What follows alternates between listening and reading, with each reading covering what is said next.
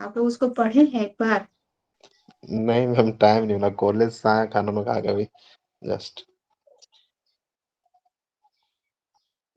तो आप लोगों को नोट करने का टाइम मिलेगा? बस मैम, अभी क्लास करने के बाद नोट कर लेंगे मैम। यस मैम, अभी कर लेंगे।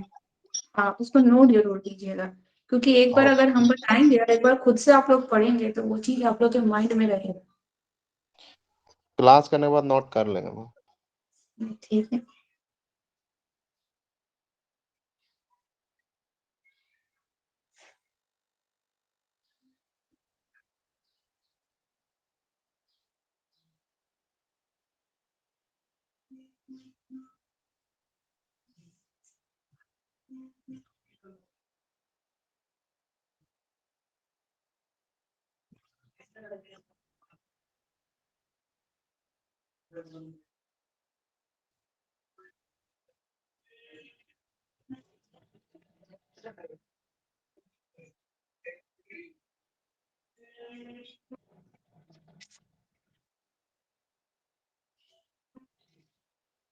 पाँच मिनट वेट कीजिए, जोड़ने दीजिए बाकी सभी को।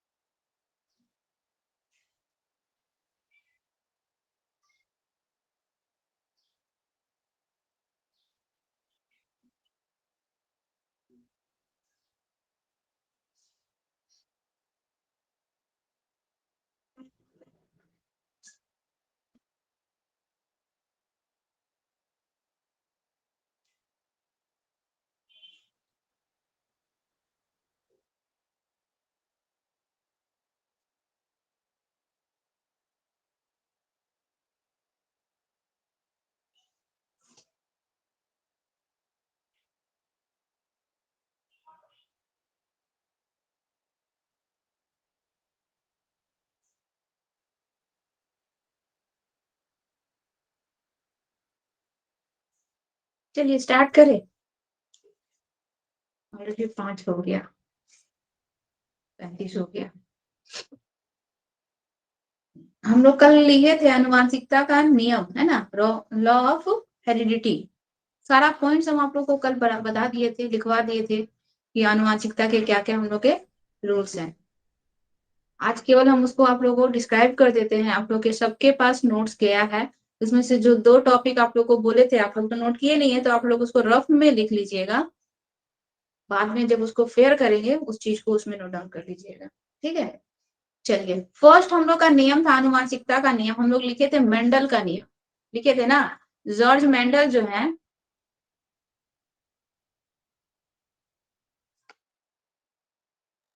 जॉर्ज मेंडल जो है, जिन्होंने इस पे पूरा का पूरा एक्सपेरिमेंट किया था, उनके ऊपर क्या थ्योरी बनी है वो हम लोग जानेंगे।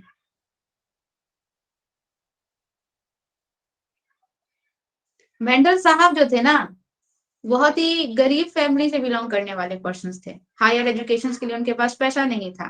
ठीक है, जब गए हायर एजुकेशन के लिए तो देखे कि उनके पास उतना इनफ पैसा नहीं है कि वो हायर एजुकेशन ले सकते हैं, तो वो क्या किए, संन्यास ले लिए और एक आश्रम में जाके रहने लगे। वहां पे वो क्या देखे कि पौधों का, पेड़ पौधों का सेवा बहुत करने लगे। वहां पे ही इन्होंने ये एक्सपेरिमेंट किया, मटर के पौधे के ऊपर एक्सपेरिमेंट किया। और क्या देखा कि मतलब दोनों ही मटर के पौधे हैं, एक ही प्रजाति के 2 पौधे को लिया गया। ठीक है, लेकिन दोनों में लक्षण क्या थे, अलग अलग थे, अलग अलग लक्षण थे।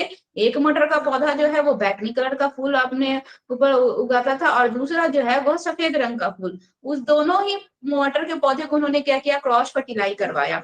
और क्रॉस फर्टिलाई करवाने के बाद क्या देखा, कुछ पीढ़ियों के बाद, कुछ समय के बाद देखा कि जब उसमें जब जो नया जनरेशन, जिस दोनों पौधों को उन्होंने क्रॉस फर्टिलाई करवाया था, उससे जो नया हम लोग का पौधा उगा और उसमें जो फूल आए वह फूल जो है पूरी तरह से बैगनी कलर के फूल थे। ठीक है, तो ये जो न्यू जनरेशन में पूरी तरह से बैगनी कलर के फूल उस पौधे में आया, इसके बाद उसके सीड्स को जब फिर से ग्रो किया गया, इसके बाद फिर से उसको फर्टिलाइज करवाया गया और देखा गया, तो नेक्स्ट टाइम जब इसको नेक्स्ट जनरेशन में देखे तो क्या देखे कि अब जो है 75% जो है केवल उसमें जो है बैगनी कलर के फूल है और 25% जो है हम लोग के 25% जो है वो व्हाइट कलर के फूल उसमें देखे गए। ठीक है, तो क्या देखा गया, पहली पीढ़ी में उन्होंने पहले तो दो ऐसे जो एक ही प्रजाति के दो पौधे हैं लेकिन दोनों में डिफरेंट डिफरेंट क्या है हम लोग के क्वालिटीज है, एक बैगनी कलर का फूल को अपने साथ उसके ऊपर बैगनी कलर का फूल खिलता है, एक में व्हाइट कलर का फूल खिलता है। जब दोनों को क्रॉस फर्टिलाइज करवाया गया तो फर्स्ट जनरेशन में उन्होंने क्या देखा कि पूरे के पूरे 100% जो है बैगनी कलर के फूल खिले। उसके बाद जब नेक्स्ट जनरेशन में देखा गया तो उसमें जो है 75% बैगनी कलर के फूल खिले और हम लोग के 25% जो है व्हाइट कलर के फूल खिले। इसके बाद जो है इस तरह से उन्होंने कई सारे जनरेशन इस तरह से देखा, तो क्या देखा गया कि अंत में इसके बाद जो है हम लोग का 50% जो है व्हाइट और 50% जो है बैगनी, दोनों डिफरेंट डिफरेंट एकदम इक्वल इक्वल हो गया। और इसके बाद क्या देखा गया कि दोनों इक्वली जो है इक्वली अमाउंट में दोनों अपना अपना जो लक्षण था, जो उनका अपना अपना सिम्टम्स था, बैगनी कलर वाला पौधा जो है बैगनी कलर को और व्हाइट कलर वाला पौधा जो है व्हाइट कलर को वो फूल को उगा रहा है। ठीक है, तो ये उन्होंने जो है मेंडल जी का जो हम लोग नियम पढ़ रहे हैं, मेंडल जी का प्रयोग पढ़ रहे हैं, उन्होंने मटर के पौधे के ऊपर भी ऐसा एक्सपेरिमेंट किया, उन्होंने चूहों के ऊपर भी एक्सपेरिमेंट किया, ब्लैक चूहे एंड व्हाइट चूहों के ऊपर भी इस तरह से एक्सपेरिमेंट किया उन्होंने। ठीक है, लेकिन हम लोग यहाँ पे मेंडल जी का हम लोग क्लास 5 की बुक में भी मेंडल जी का ये एक्सपेरिमेंट देखेंगे, ईवीएस की बुक में। तो उन्होंने यही सब जो है क्रॉस फर्टिलाइज करके देखा कि क्या होता है एक समय के बाद, जनरेशन टू जनरेशन जब इन्होंने इस पे ऑब्जर्वेशंस किया, इसको अच्छे से देखा, तो क्या देखा कि एक समय के बाद वह मटर का पौधा जो है, जो दो अलग अलग लक्षण वाले मटर के पौधे थे, वह दोनों वापस में अंत में जो है अपने अपने असली रूप में आ जाते हैं। व्हाइट कलर वाला जिसमें व्हाइट फूल होता था वो पूरी तरह से व्हाइट फूल को अब ले रहा है, और जिसमें बैगनी कलर के फूल होते थे वो पूरी तरह से बैगनी कलर का फूल उसमें आ रहा है। ठीक है, तो क्रॉस फर्टिलाइज करवाने के बाद उन्होंने कुछ समय के बाद क्या देखा कि एक समय जब पहली पीढ़ी में देखा गया तो पूरी तरह से बैगनी कलर के फूल थे, उसमें व्हाइट कलर का फूल आया ही नहीं। ठीक है, दूसरे जनरेशन में क्या देखा कि 75% बैगनी कलर के फूल आए और हम लोग के 25% व्हाइट कलर के फूल आए। तो इसमें उन्होंने क्या ऑब्जर्वेशन किया, क्या देखा, नोटिस किया कि जो हम लोग के बॉडी में, हम लोग जो है ह्यूमंस बीइंग है, मेल एंड फीमेल के बीच में जब इस प्रकार का रिलेशन होता है तो जिसका, हम कल क्या बताए थे कि जिसका जीन ज्यादा स्ट्रांग होता है, ठीक है, उसका जो है आपका सिम्टम्स जो है या फिर उसकी क्वालिटीज जो है बच्चे में ज्यादा हमें नजर आएगी। बच्चा बाप की तरफ हूबहू दिखता है, फादर की तरफ बिल्कुल दिखता है, माँ की तरफ उसमें बिल्कुल भी क्वालिटी नहीं है। उस स्टेज में क्या है कि माँ का जो जीन है वो क्या हो गया यहाँ पे, फादर के जीन की तुलना में क्या हो गया, कमजोर हो गया, जिस कारण से माँ का जो जितना भी, फादर का जितना भी क्वालिटी है वो बच्चे में दिख रहा है लेकिन माँ का नहीं दिख रहा है। लेकिन इसका मतलब ये नहीं कि माँ का जो जीन बच्चे में ट्रांसफर हुआ वो पूरी तरह से खत्म हो गया। ठीक है, वह खत्म नहीं होता है, वह कहीं ना कहीं क्या होता है, बच्चे में क्या होता है, स्टोर रहता है। वो इस पीढ़ी में नहीं दिखा, वो उसके जनरेशन में नहीं दिखा। ठीक है, लेकिन बाद में अगर उसका बच्चे का नेक्स्ट जनरेशन आएगा तो हो सकता है कि उस जनरेशन में उसके बच्चे में उसके माँ के कुछ लक्षण दिख जाएं। ठीक है, हो सकता है कि उस समय जो है उसकी माँ का जो जीन है ज्यादा एक्टिव हो जाए और फादर का जीन उसके कंपेयरिंग में कम एक्टिव रहे, तो वहां पे उसके माँ के लक्षण दिख सकते हैं। ठीक है, तो यहाँ पे कहने का मतलब क्या है कि हम लोग जो जनरेशन टू जनरेशन मटर के पौधे का निरीक्षण किए उसमें क्या देखे कि बैगनी कलर के फूल फर्स्ट जनरेशन में दिखा, यानी कि उस समय बैगनी कलर के फूल में जो है प्रबल जीन थे, यानी कि उसका जो है जीन में बैगनी कलर वाले फूल जो है पौधे जो थे वो ज्यादा स्ट्रॉन्ग थे, उसके जीन ज्यादा स्ट्रॉन्ग थे, इसीलिए व्हाइट कलर वाले के लक्षण जो है हमको फर्स्ट जनरेशन में बिल्कुल भी दिखे ही नहीं। वो कहीं ना कहीं क्या है, छुपे रह गए, खत्म नहीं होते हैं। ठीक है, कभी भी वो उनके जो प्रभाव है या फिर वो जो हम लोग का सेकंड पौधा है उसका जो जीन है वो खत्म नहीं होता है, वो कहीं ना कहीं छुपा रहता है और वो जो है उसके बाद उसके नेक्स्ट जनरेशन में ट्रांसफर होगा। इसी कारण से जब हम लोग नेक्स्ट जनरेशन में गए तो वहां पे देखे आखिर कहीं ना कहीं छुपा हुआ था, तभी तो नेक्स्ट जनरेशन में जाके 25% जो है हम लोगों का व्हाइट कलर का फूल हुआ। उसके बाद जब हम नेक्स्ट जनरेशन में गए तो देखे कि 50-50% जो है दोनों इक्वली अमाउंट में हो रहे हैं। तो वो जीन कहीं ना कहीं ट्रांसफर होते जा रहा था ना पीढ़ी दर पीढ़ी, इसीलिए ना वो अपना लक्षण जो है बाद में दिखाया। तो यहाँ पे भी उनका यही कहने का मतलब है कि बच्चे में जो भी माता के गुण या पिता के गुण आते हैं, जिसका गुण ज्यादा आ रहा है वो जीन ज्यादा प्रबल है, ज्यादा स्ट्रांग है, उस कारण से उसका गुण बच्चे में नजर आता है। जिसका गुण जो है कम दिखता है वह क्या होता है हम लोग का उसके कंपेयरिंग में थोड़ा कमजोर रहता है या वीक रहता है, जिसकी वजह से बच्चे में उसके लक्षण नहीं दिखते हैं। ठीक है, तो यहाँ पे मेंडल साहब जो यही हम लोग प्रूफ करने की कोशिश कर रहे हैं कि एक जनरेशन से दूसरे जनरेशन, दूसरे से तीसरे जनरेशन में हम लोग का जीन जो है ट्रांसफर होते रहता है, वह कभी भी खत्म नहीं होता है। ठीक है, देखा जाता है कि एक बच्चा है, बच्चे के फादर जो हैं बहुत ब्रिलियंट माइंडेड है, बहुत तेज है। ठीक है, या फिर हम आप लोग को अपना एक रियल स्टोरी बता रहे हैं, हम आप लोग को डिजीज भी बताए थे कि जनरेशन टू जनरेशन वो डीएनए के थ्रू जो है क्या होता है हम लोग का ट्रांसफर होता है। बहुत सारे डिजीज जैसे कैंसर हो गए, टीबी हो गए, स्किन डिजीज हो गया। हमारे साथ हमारे एक कलीग थे जो जॉब करते थे साथ में, उनकी दादी को जो है स्किन डिजीज था, लेकिन उनके फादर में वो डिजीज नहीं आया। ठीक है, और इसके बाद जो है उनमें वो डिजीज आ गया। तो वो क्या है, दादी में जो डिजीज था वो डिजीज जो है वहां जो वो जो जीन है उनके फादर में तो ट्रांसफर हुआ था। उस समय वह जो जीन जो है वो ज्यादा एक्टिव नहीं था, जिसकी वजह से वह दबा रह गया। लेकिन जब उनका जो बच्चा हुआ तो उनमें यह जीन ट्रांसफर हो गया और उस समय वो ज्यादा एक्टिव था, इसीलिए वह जो बीमारी थी या फिर वो जो डिजीज था वो उनके अंदर ट्रांसफर हो गया। ठीक है, दादी में था, फादर में नहीं हुआ।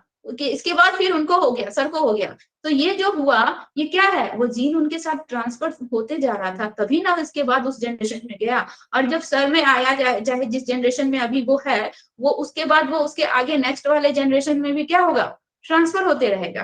ठीक है, जिसकी वजह से क्या होगा, वो डिजीज जो है मतलब कंटिन्यू जो है आगे मूव करते रहेगा, ये जेनेटिकली हो जाता है। कहते हैं ना बहुत सारे डिजीज, जैसे कि हम लोग के बीपी का डिजीज हो गया, शुगर आजकल हो जाता है, जेनेटिकली हो जाता है। ठीक है, और हम लोग का टीबी जैसे जेनेटिकली हो जाता है। ये सभी ऐसे डिजीज हैं जो हम लोग के जनरेशन टू जनरेशन, पैरालिसिस भी जेनेटिकली हो जाता है। ये जनरेशन टू जनरेशन जो है मूव करते रहते हैं, ये कभी भी खत्म नहीं होते हैं। अगर किसी जनरेशन में स्कीप कर गए या फिर नहीं दिखे तो उसका रीजन क्या है कि उस समय वो जीन जो है ज्यादा एक्टिव नहीं था, जिसकी वजह से वह लक्षण जो है बच्चे में नहीं दिख रहा है, लेकिन वो लक्षण जो है उस बच्चे के साथ आगे आने वाले जनरेशन में ट्रांसफर हो रहा है। ठीक है, तो मेंडल जी का नियम से यही हम लोग निष्कर्ष निकालेंगे कि अनुवांशिक गुण जो है वह जो है कभी भी खत्म नहीं होता है। अगर अगर हमको किसी पीढ़ी में वह नजर नहीं आ रहा है, दिख नहीं रहा है, माता का गुण चाहे पिता का गुण। हाँ पवन जी बोलिए। मैम मैक्सिमम कितने जनरेशन तक कोई भी डिजीज ट्रांसफर होता है? मैक्सिमम कितने जनरेशन तक नहीं, वो जनरेशन टू जनरेशन वो ट्रांसफर होते ही जाएगा। एक ये कहाँ की हम स्टोरी पढ़े थे, इंग्लैंड की कहाँ की महारानी थी, उन लोगों में ना एक टाइप का डिजीज था। ठीक है, इंग्लैंड की एक महारानी थी, उन लोगों में एक टाइप का डिजीज था। और वो जो है ना, उन लोगों में जो भी शादी होती थी, मैरिज होता था, वो उनके अपने रिलेशन में ही होता था, बाहर के किसी अदर से नहीं। उन लोगों का ये मानना था कि वो जो है ना, अगर किसी से शादी करेंगी तो वो उनके एबल नहीं होंगे या फिर उनके जैसे सक्षम नहीं है, या फिर वो उनके स्टेटस को मेंटेन नहीं कर देता, तो अपने रिलेशंस में ही शादी कर देते। तो वो जो डिजीज है वो तो उसी जनरेशन का डिजीज है। वो डिजीज जो है वो कई पीढ़ियों तक जो है उनमें ट्रांसफर होते गया। ठीक है, कई पीढ़ियों तक वो डिजीज जो है, हर एक पीढ़ी में वो डिजीज आ जाता था, हर एक पीढ़ी में वो डिजीज आ जाता था। तो एक बार जब वो जो महारानी को हुआ, इंग्लैंड की महारानी को हुआ, उन्होंने जब उसका चेकअप करवाया डॉक्टर से, तो डॉक्टर से पूछा गया कि आखिर ये डिजीज हमारे खानदान में इतने पीढ़ियों से कैसे चलता आ रहा है। तब उन्होंने बताया कि ये आपके डीएनए में है, ये आपके जीन में है, और आप लोग एक ही जनरेशन में शादी कर रहे हैं तो ये उसके भी डीएनए में है, जिसकी वजह से ये क्या हो रहा है, आपके बच्चे में वो ट्रांसफर होते जा रहा है। ठीक है, अगर हम किसी अलग दूसरे जनरेशन वाले से शादी करेंगे या फिर दूसरे किसी लक्षण वाले से शादी करेंगे, तो हो सकता है कि वो एक या दो हम लोग के स्टेजेस में स्किप कर जाए, नहीं दिखे। ठीक है। लेकिन यहाँ पे क्या है, आप अपने ही जनरेशन में अपने ही बैकग्राउंड वालों के बीच में शादी कर रहे हैं, जो जिसमें वो डीएनए में वो लक्षण है, उसी से शादी कर रहे हैं, जिसकी वजह से ये जो डिजीज है ये कंटिन्यू आपके जनरेशन में एक पीढ़ी से दूसरे पीढ़ी क्या हो रहा है, ट्रांसफर होते जा रहा है। ठीक है। तो ये जो है हम लोग का, इसका कोई लिमिट नहीं होता है, ये हम लोग का कंटिन्यू जो है मूव करते रहता है। मैम फिर तो ये बड़ा समस्या DNA है, मतलब इसका तो कोई उपाय नहीं होगा ना, फिर तो वो तो चलते ही रहेगा लगातार। हाँ, वो तो चलते ही रहेगा। जैसे कि हमारे घर में हमारे पापा के दादाजी को अस्थमा का प्रॉब्लम था, ठीक है। और वो जो है जनरेशन टू जनरेशन जो है हमारे मतलब पूरे जनरेशन में वो जो अस्थमा का प्रॉब्लम है वो हमारे पापा के दादाजी को था। हमारे दादाजी के जनरेशन में वो क्या हो गया, स्किप कर गया, हमारे पापा को हो गया, ठीक है। अच्छा, इसके बाद देखिए वही सेम डिजीज जो है हमारी दीदी की जब शादी हुई तो उसकी सास को था, यहाँ पे हमारे पापा को था। तो यहाँ पे डीएनए जो है पापा से दीदी में गया, ठीक है। वहां पे डीएनए जो है हमारे जीजा जी से उनकी माँ में गया, तो वो जो डीएनए जो है हमारे दीदी के बच्चे में चला गया। वो मात्र 6 महीने का या 7 महीने का था, उसको भी ये डिजीज हो गया। जनरेशन टू जनरेशन स्किप किया ना, गया ना, ट्रांसफर हुआ ना। ये क्या होता है, ये कंटिन्यू मूव करते जाता है, ठीक है। कभी अगर बाई चांस हुआ कि हाँ ये डिजीज जो है अब क्या है, बहुत ही वीक हो गया है, कमजोर हो गया है, हम अलग डीएनए वाले ग्रुप के पर्सन से शादी कर रहे हैं, तो वहां पे क्या हो गया, ये हम लोग का क्या हो सकता है, खत्म होने का चांसेस रहता है। लेकिन यहाँ पे क्या हो गया, यहाँ पे लक्षण क्या आया कि लड़की वाले की फैमिली में भी वही प्रॉब्लम था, लड़के वाले साइड के फैमिली में भी वही प्रॉब्लम था, जिसकी वजह से ये एक न्यू जनरेशन में ये क्या हो गया, ट्रांसफर हो गया, ठीक है। तो ये क्या होता है, ये कंटिन्यू ट्रांसफर होते जाता है। कोई भी डिजीज है, डिजीज हुआ, चाहे कुछ ऐसा हम लोग की क्वालिटी हुई, जैसे कि मान लीजिए बच्चा बहुत ब्रिलियंट है, ठीक है, जनरेशन टू जनरेशन वो पास होते गया। चाहे मान लीजिए कि फैमिली में कोई एक्स्ट्रा एक्टिविटीज का है, कोई बहुत अच्छा हम लोग का ये ड्राइंग करने वाला है, या बहुत अच्छा संगीतकार है, ठीक है, या बहुत अच्छा हम लोग का कुछ अदर फील्ड में है, तो वो चीज भी ट्रांसफर होते जाएगा। हर एक चीज ट्रांसफर होगा, ठीक है। वो जनरेशन टू जनरेशन हम लोग का ट्रांसफर होते जाएगा। चलिए, आप लोगों को कोई क्वेश्चन है? तो यहाँ पे हम लोग क्या देखेंगे, लास्ट में हम लोग क्या देखेंगे कि जो भी बच्चे में जो डीएनए या फिर जो भी गुण जा रहा है, वह ना तो केवल माँ का होता है और ना ही केवल पिता का होता है, ठीक है। वो माँ के पक्ष का भी हो सकता है, माँ का, माँ के फादर का, उसके भाई का, उसकी बहन का, वो भी गुण आ सकता है। और फादर के साइड्स का भी हो सकता है कि फादर की माँ हो गई, फादर के पिता हो गए, फादर के भाई हो गए, फादर के बहन हो गए, उसका भी जो है गुण बच्चे में ट्रांसफर हो सकता है, क्योंकि सबका डीएनए तो एक है, ठीक है। अब हम अगर हमारा जो डीएनए है हम अपने फादर से लिए हैं, तो हमारे भाई बहनों में भी तो वही होगा ना, ठीक है। तो जो क्वालिटी हमारे, तो वो हमारा अगर बच्चा होगा, हमारी अगर संतान होगी, तो हमारे साथ साथ, हमारे डीएनए के साथ साथ हमारा भाई का भी आ सकता है, क्योंकि वो भी हम में है, ठीक है। बहन का भी आ सकता है, उसके नाना नानी, इन सब का भी आ सकता है। तो ये जो है हम लोग का कंटिन्यू जो है फॉलो करता है। हाँ, जो अलग फैमिली से रिलेट होकर आते हैं, जैसे कि मान लीजिए भाई की वाइफ हो गई, ठीक है, उसका डीएनए मैच नहीं करेगा, वो डिफरेंट हो गया, वहां से वो अलग हो जाएगा, ठीक है। या फिर जो है हमारी दीदी के जो हस्बैंड है, उनका जो डीएनए अलग हो जाएगा, वो मैच नहीं करेगा। लेकिन जो हमारा ब्लड रिलेशन है, वो सब हम लोग का क्या करेगा, मैच करता रहेगा, ठीक है। तो केवल माता और पिता का ही डीएनए जो है या फिर जो क्वालिटी जो है बच्चे में नहीं आती है, उसके पूर्वज चाहे वो लड़के के साइड का हो चाहे लड़की की साइड का हो, हर किसी का जो है डीएनए बच्चे के अंदर आता है। समझ में आया? इसमें कोई प्रॉब्लम था मेंडल जी का प्रयोग में? बोलिए, पवन जी बोलिए। मैम अच्छा, आपका नाम पवन है? मैम निधि नाम है, निधि। चेंज हो गया मैम फिर से नाम। चलिए बोलिए। मैम आप बोली मदर या फादर में जिसका भी जीन मतलब ज्यादा डोमिनेट करेगा उसका कैरेक्टर बच्चे में आएगा। मैम तो फिर मैम कहते हैं ना कि अगर लड़की है तो उसमें पापा वाला कैरेक्टर ज्यादा आएगा, गुण ज्यादा आएगा, अगर लड़का है तो माँ वाला आएगा, ऐसा क्यों बोलते हैं, क्या लॉजिक है इसका? ऐसा कुछ नहीं है, ऐसा कुछ नहीं है। लड़की है तो फादर वाला ही गुण आएगा और लड़का है तो मम्मी वाला गुण आएगा, ऐसा कुछ नहीं है। समझ में आया? ये सब अफवाह है, जरूरी नहीं है, वो हमारे ऊपर थोड़ा ना डिपेंड कर रहा है। वो तो हम जब माँ के गर्भ में हम बन किए, हमारा जब मतलब स्टार्टिंग हो गया, उसी समय हम लोग का बन जाता है कि हमें किसका जिन ज्यादा जा रहा है, किसकी क्वालिटी ज्यादा ज्यादा जा रही है। ठीक है, ये लड़का में माँ का गुण और लड़की में फादर का गुण, ये कोई ऐसा कुछ नहीं होता है। ठीक है, हम तो लड़की हैं, लेकिन हमें अपनी मम्मी का गुण ज्यादा गया है, हूबहू हम अपनी मम्मी की तरह दिखते हैं। इसका मतलब ये नहीं ना फादर वाला गुण आ जाएगा, ऐसा जरूरी कुछ भी नहीं होता है। हमारा जो छोटा भाई है, ठीक है, वो ना हमारे फादर की तरह है, ना वो हमारी मदर की तरह है, ना वो हम भाई बहनों की तरह है, बिल्कुल भी नहीं है। वो हमारे दादाजी पे चला गया है, बिल्कुल एकदम शॉर्ट हाइट, उसी तरह से हाइपर माइंड। ठीक है, छोटी छोटी बातों पे गुस्सा करना, तो वो जीन कहाँ से ट्रांसफर हुआ? फादर से ही ट्रांसफर हुआ ना, फादर से उस जनरेशन में आ गया और वो दादाजी की तरह बिल्कुल हो गया। शॉर्ट हाइट, हम लोग जिसे जैसे घर में सभी लंबे लंबे हैं, लेकिन वो शॉर्ट हाइट का हो गया। क्यों? क्योंकि हमारे दादाजी शॉर्ट हाइट के थे। एकदम हाइपर माइंड है, क्यों? हमारे दादाजी बहुत हाइपर माइंड थे। तो ये क्या हुआ? जनरेशन टू जनरेशन ट्रांसफर हुआ। तो जरूरी नहीं है कि माँ का गुण बेटे में जाएगा और बेटे वाला माँ में जाएगा, किसी का भी किसमें भी जा सकता है, किसी का भी जा सकता है। आपके अपने ग्रैंडफादर, ग्रैंडमदर, ठीक है, नाना का, नानी का, चाचा का, मामा का, किसी का भी जा सकता है। समझ में आया? अब हमारी दीदी के जनरेशन में, दीदी का जो ससुराल पक्ष है, उसके घर में सबकी आंखें छोटी छोटी हैं। ठीक है, एकदम छोटी छोटी, बटन की तरह छोटी छोटी आंखें। लेकिन जो ये दो, उसके जो दो बच्चे हुए, इन दो बच्चों की आंखें जो है बिल्कुल उसके नाना की तरह बड़ी बड़ी हो गई। तो जनरेशन चेंज हुआ, नाना वाला इफेक्ट पड़ा। ठीक है, गालों पे डिंपल आते हैं, उसके जनरेशन में किसी को गालों में डिंपल नहीं आते हैं। उसका इफेक्ट किस पे आ गया? मामा के ऊपर आ गया। मामा के गालों में डिंपल पड़ते हैं तो दोनों बच्चों के गालों में डिंपल आने लगे, आंखें बड़ी बड़ी हो गई दोनों की। ठीक है, दोनों हाइपर माइंड है। तो वो कैसे हुआ? वो नाना के जनरेशन से वो उसमें जीन जो है ट्रांसफर हुआ।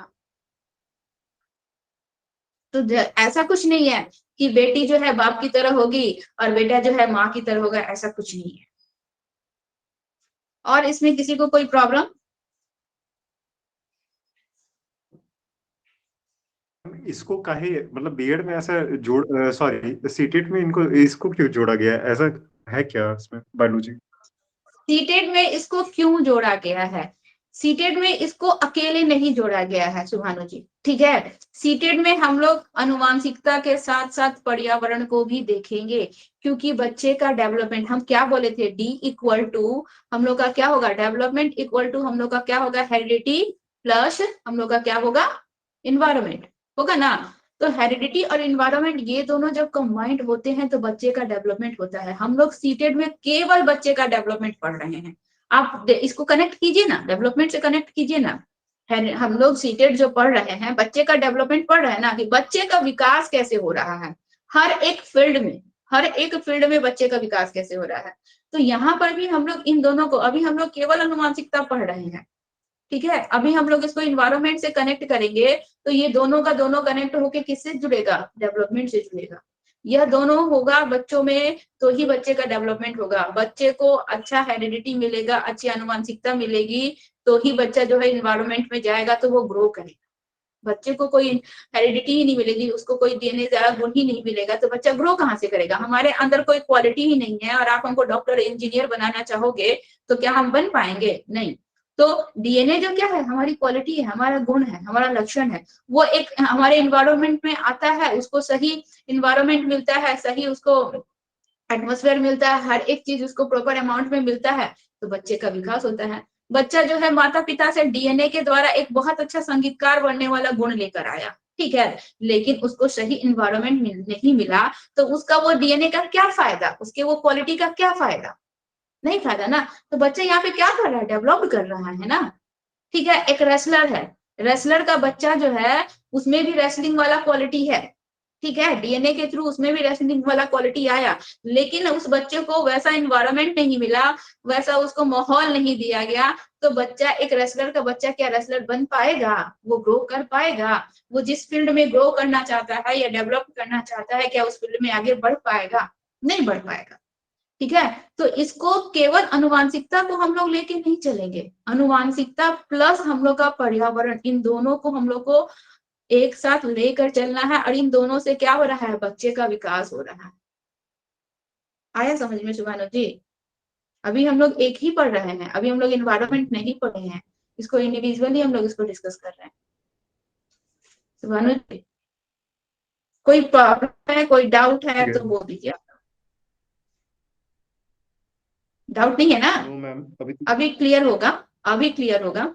चलिए, दूसरा जो हम लोग का रूल था समानता का नियम, ठीक है, लॉ ऑफ रिजेम्बलेंस था ना, समानता का नियम। समानता का नियम क्या कहता है? एक नियम में हम लोग क्या देखे, मेंडल जी का थ्योरी में हम लोग क्या देखे कि दो अलग अलग एक ही प्रजाति के दो अलग अलग पौधे को जब क्रॉस फर्टिलाइज करवाया गया तो जिसका जीन ज्यादा एक्टिव था उसमें ज्यादा लक्षण आए। नेक्स्ट जनरेशन में देखा गया कि जो हम लोग ज्यादा एक्टिव नहीं थे उसके भी थोड़े लक्षण दिखे। उसके बाद हम लोग देखे कि दोनों का 50-50 हो गया। अब हम लोग समानता का नियम करते हैं। लॉ ऑफ रिजेंबल का मतलब होता है, रिजेंबल का मतलब क्या, हम लोग मैम मिरर में जब अपने आप को, हाँ बोलिए। मैम उसमें फिर और भी उसके आगे भी फिर प्रयोग किया गया था ना मैम? चूहे पे प्रयोग किया गया था, नहीं तो मैम, यही जैसे सेम। यही पौधा पे ही किया गया था, तो पौधा पौधा उन लोग का फिर अपने जैसे कलर जो व्हाइट और ब्लू थे मैम, हाँ, वो वो लास्ट सेम में अलग अलग हो गया। व्हाइट लास्ट में कलर मैम वाले, वो अपने अपने गुण पे आ जाते हैं, वो भी बताए थे ना? हाँ तो अभी हम बताए ना वो चीज, हम बताए नहीं कि लास्ट में क्या होता है, सफेद फूल वाला पौधा जो है अपने गुण को धारण कर लेता है और व्हाइट कलर वाला पौधा जो है अपने गुण, सॉरी ये पर्पल कलर वाला जो है अपने गुण को धारण कर लेता है। हम अभी लास्ट में बताए ना ये चीज कि जब उसको कई पीढ़ियों तक जब इस पे एक्सपेरिमेंट किया गया, जब इसको निरीक्षण किया गया, देखा गया, तो अंत में जो देखा गया कि सब अपने अपने गुण को अंत में धारण कर लेते हैं। व्हाइट कलर वाला व्हाइट और हम लोग का पर्पल वाला पर्पल में कन्वर्ट हो जाता है। समझ में आया? तो हम इसमें इन शॉर्ट क्या है, इसमें बोलने का यही मतलब है कि जो जीन ज्यादा एक्टिव है उसका हम लोग को गुण जो है फर्स्ट जनरेशन में, सेकंड जनरेशन में, थर्ड जनरेशन में दिखेगा। लेकिन इसका मतलब ये नहीं है कि जो जीन ज्यादा एक्टिव नहीं है वो पूरी तरह से खत्म हो गया, अब उसका कोई लक्षण हमें नजर नहीं आएगा। बताया यही जा रहा है, ठीक है, कि जो जीन एक्टिव नहीं है उसका लक्षण खत्म नहीं होता है, वो क्या होता है, शांत पड़ जाता है और जनरेशन टू जनरेशन ट्रांसफर होते जाता है। और जब वो एक्टिव होगा, जब उसको मौका मिलेगा, तब वो अपने लक्षण को वहां पे शो करेगा, दिखाएगा। तो वही कई पीढ़ियों के बाद जो है उसका जो है लक्षण हम लोगों को नजर आता है। और एक समय ऐसा आता है कि दोनों ही अलग अलग अपने अपने पहले वाले रूप में आ जाते हैं। समझ में आया? कहने का मतलब यही था। चलिए, समानता का नियम, लॉ ऑफ रिजेम्बलेंस हम लोग को ये बता रहा है, जैसे कि मान लीजिए सपोज दैट हम लोग मिरर देखते हैं, तो मिरर में हम लोग अपना ही फेस देखते हैं, अपने आप को ही ना देख रहे हैं मिरर में।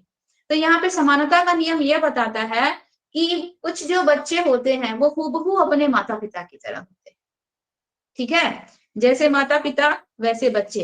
माता पिता लंबे हैं, कदकाठी में गोरे हैं, ठीक है, उनका ये लंबे हैं या फिर बहुत इंटेलिजेंट है। बच्चे भी सेम क्या हो गए, माता पिता की तरह लंबे, कदकाठी में गोरे हैं, ठीक है, बहुत ब्रिलियंट है, सेम ऐसे हो गए।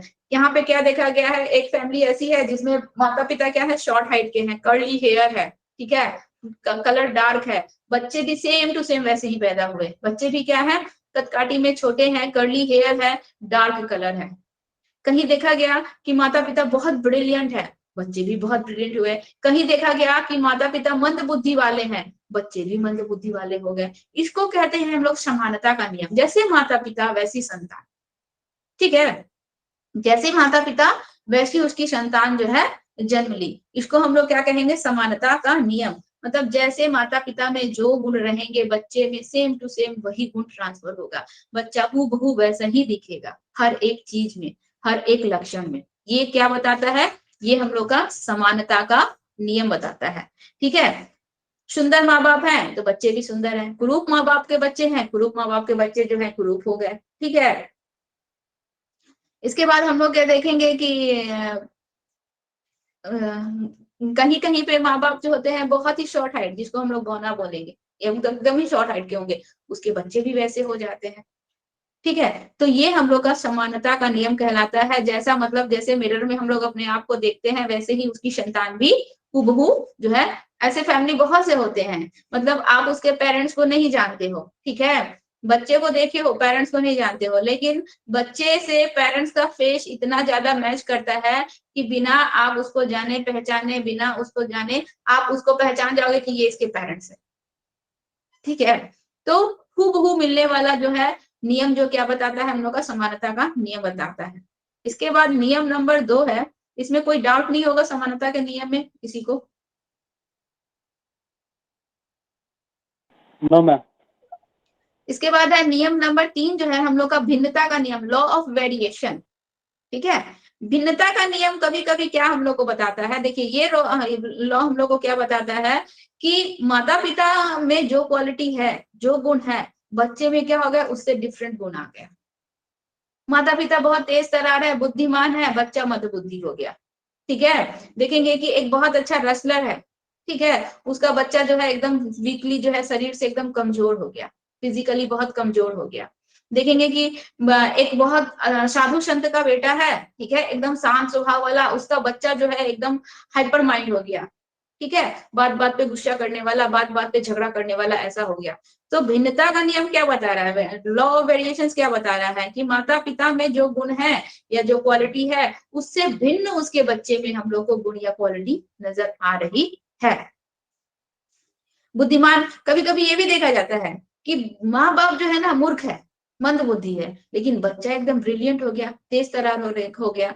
माँ बाप जो है ना कद काठी में छोटा है, इसके बाद जो है डार्क कलर का है, और बच्चा जो है खूब स्मार्ट, सुंदर, गोरा, लंबा चिट्टा हो गया। तो ये डिफरेंस बोला जाता है ना कि ये बच्चा तो तुम्हारा दिखता ही नहीं है, तुम्हारा बच्चा ही लग ही नहीं रहा है।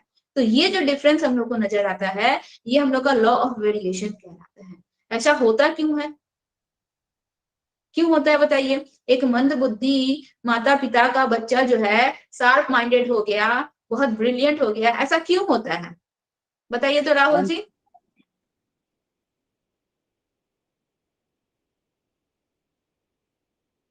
Yes ma'am. एक मंद बुद्धि वाला माता मैम पिता का रिपीट कीजिए संतान जो है शार्प माइंडेड हो गया, क्यों?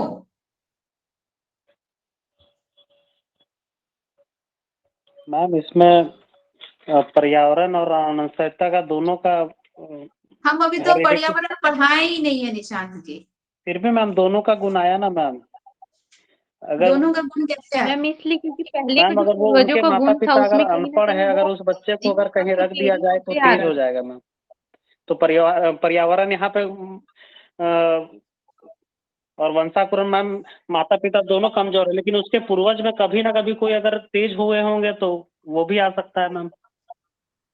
हम जेनेटिक तो यहाँ इन्वायरमेंट का यस जिक्र ही मैम। नहीं किया, हम तो इन्वायरमेंट पढ़ाए नहीं ना। सुभानु जी कुछ बोल रहे थे, चलिए।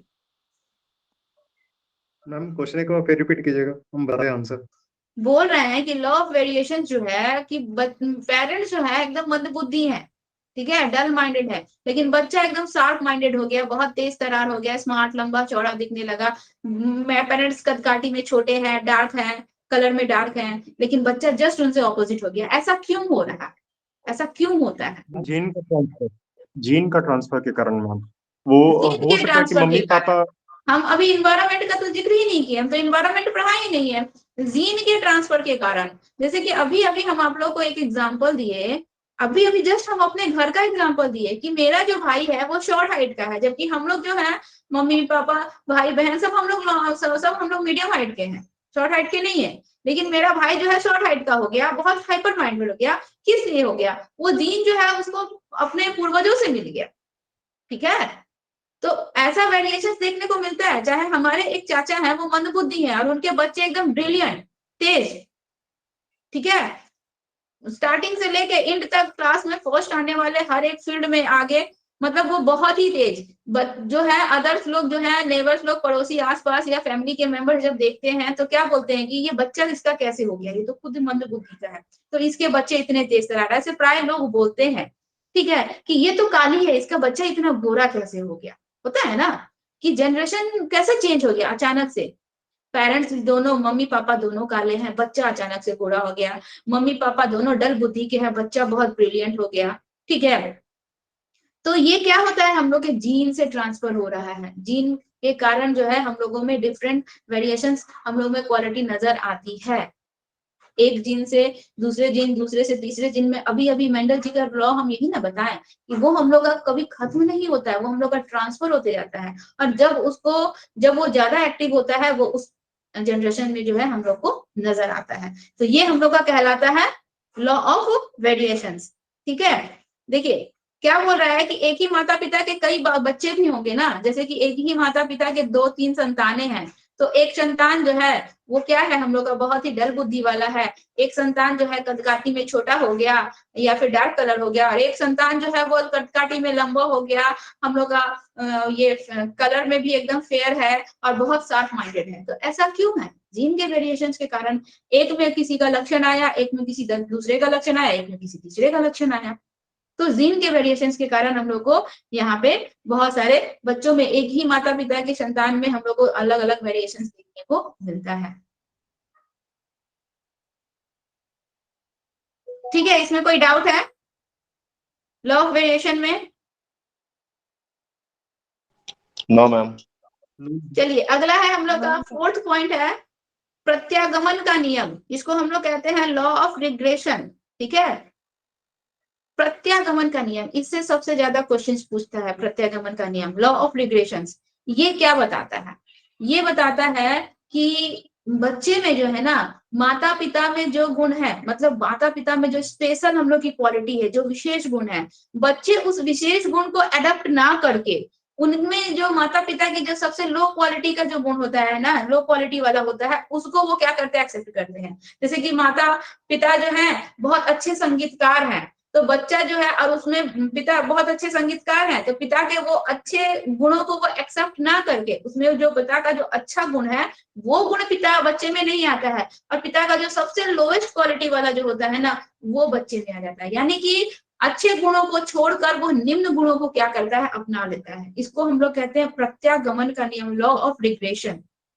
ठीक है, प्रत्यागमन का नियम का मतलब होता है कि पेरेंट्स के अच्छे गुणों को अपनाने के बजाय वह उनके निम्न गुणों को, उसके सबसे लो क्वालिटी वाले गुणों को वो बच्चे जो है अपनाते हैं। इसको हम लोग कहेंगे प्रत्यागमन, लॉ ऑफ रिग्रेशन। देखिए इसमें बोल रहा है कि मान लीजिए हम लोग का बहुत तेज तर्रार वाले माता पिता हैं, उसका बच्चा जो हुआ औसत बुद्धि वाला हो गया, निम्न बुद्धि वाला हो गया, उसके अच्छे गुण को बच्चे जो है नहीं अपनाए। ठीक है, इसके बाद हम लोग अगर ये भी देखें कि माता पिता जो है बहुत लंबे चौड़े कदकाठी में बहुत सुंदर है, और बच्चा जो है एकदम डिफरेंट, उससे डिफरेंट हो गया, भिन्न हो गया। ठीक है, कुरूप हो गया या फिर शॉर्ट हाइट का हो गया, एकदम डिफरेंट नजर आने लगा, मतलब जस्ट उसके ऑपोजिट वाले गुणों को जो है बच्चा जो अपनाता है, ये हम लोग का प्रत्यागमन का नियम कहलाता है, लॉ ऑफ रिग्रेशन कहलाता है। उसके स्पेशल क्वालिटी को, गुणों को नहीं अपना के उसके सबसे लो क्वालिटी वाले गुणों को वो क्या करेगा, अपना लेगा। अच्छा, तो ये हम लोग का क्या कहलाएगा, प्रत्यागमन का नियम। देखिए इसमें क्या बोलता है कि एक महान व्यक्ति है, उसका पुत्र जो है एक साधारण व्यक्ति हो गया। देखा जाता है बहुत से ऐसे चीज देखा जाता है कि एक स्कूल में पढ़ाने वाला टीचर है, बहुत ब्रिलियंट है, बहुत शार्प माइंडेड है, लेकिन उसका बच्चा जो हो गया वो डल बुद्धि वाला हो गया, उसमें वो पिता वाला वो गुण ही नहीं आया। बेटा टीचर है, अच्छा पिता टीचर है, उसके पास अच्छा खासा नॉलेज है, वो बहुत ब्रिलियंट है, वो हर एक फील्ड में अच्छा है, लेकिन बेटा जो है एकदम डल हो गया, एकदम मंद बुद्धि हो गया। तो क्या देखा गया, ऑपोजिट देखा गया ना। कहीं देखा जाता है कि बहुत सुंदर माता पिता है और संतान बिल्कुल भी कुरूप हो गई। कहाँ चले गए आप लोग सबके सब? केवल सुदीप्ता फ्रंट में दिख रही है। हाँ, तो प्रत्यागमन का नियम क्या बताता है कि विशेष गुण को छोड़कर निम्न गुण को अपनाना, यानी कि जो स्पेशल क्वालिटी बच्चों में होती है, उसको पेरेंट्स में होती है, उसको छोड़कर जो निम्न हम लोग का क्वालिटी है, उसको जो लो क्वालिटी है उसको अपना लेना। ठीक है, ये हम लोग का प्रत्यागमन का नियम बताता है। समझ में आया? पहला हम लोग लॉ क्या पढ़े, मेंडल का लॉ पढ़े। सेकंड हम लोग क्या पढ़े, समानता का। थर्ड हम लोग क्या पढ़े, लॉ ऑफ वेरिएशन यानी कि भिन्नता का नियम। और फोर्थ हम लोग पढ़े प्रत्यागमन का नियम यानी कि law of regression. Law of regression समझ में आया? इससे सबसे ज्यादा क्वेश्चंस बनता है, क्वेश्चंस पूछ लेगा कि कहानी में बना के क्वेश्चंस पूछता है। एनसीईआरटी क्या बोलता है, जो भी है आपको स्टोरी के माध्यम से, कहानी के माध्यम से, आप एनसीईआरटी की बुक पढ़ोगे तो आपको पहले एक स्टोरी बताएगा। एक स्टोरी समझाएगा, इसके बाद उससे रिलेटेड क्वेश्चन देगा। तो यहाँ पे भी जो क्वेश्चन बनेगा ना स्टोरी के माध्यम से बनेगा, वो देगा कि एक बच्चा जो है जो बहुत ब्रिलियंट है, बहुत शार्प माइंडेड है, लेकिन उसके माता पिता जो है डल बुद्धि वाले हैं। ऐसा क्यों होता है? ऐसा हम लोग का आनुवंशिकता के किस नियम के अनुसार ऐसा देखा जाता है? तो ये हम लोग का लॉ ऑफ रिग्रेशन कहलाता है, प्रत्यागमन का नियमन कहलाता है। ठीक है। या फिर क्वेश्चन ये भी पूछ सकता है कि जहां माता पिता और संतानों के बीच में बहुत कम डिफरेंस होता है, वो फिर फिजिकली एकदम सेम टू सेम दिखते हैं, या फिर बहुत सारे जो उनके सिम्टम्स होते हैं वो सेम टू सेम होते हैं, लक्षण सेम टू सेम होते हैं, यह किस नियम के तहत आता है? तो ये हम लोग का समानता के अंतर्गत आएगा। ठीक है, लॉ ऑफ रिजेम्बलेंस। आया समझ में? जी मैम। Yes ma'am. आप लोग सब प्रेजेंट हो ना? Yes yes ma'am. Yes ma'am. केवल सुदीप्ता जी ही फ्रंट में दिख रही है, बाकी सब आप लोग साइड में आ गए हो। क्या की सुदीप्ता जी आप? पता नहीं मैम, कुछ तो नहीं किए हैं। सबको ढकेल के साइड कर दिए, खुद फ्रंट में आ गई आप। First bench. चलिए। हाँ फर्स्ट बेंचर में। हाँ हाँ, चलिए पॉइंट नंबर 5। ज्योति जी प्रेजेंट नहीं है क्या आज? ज्योति जी नहीं है। अर्जित गुणों के संरक्षण का नियम, ठीक है, इनहेरिटेंस ऑफ एक्वायर्ड ट्रेट्स। अर्जित गुणों के संरक्षण का नियम। अर्जित गुण का मतलब क्या होता है कि जो भी जनरेशन टू जनरेशन जो भी गुण आ रहे हैं वो क्या हो रहे हैं, वो ट्रांसफर होते जा रहे हैं।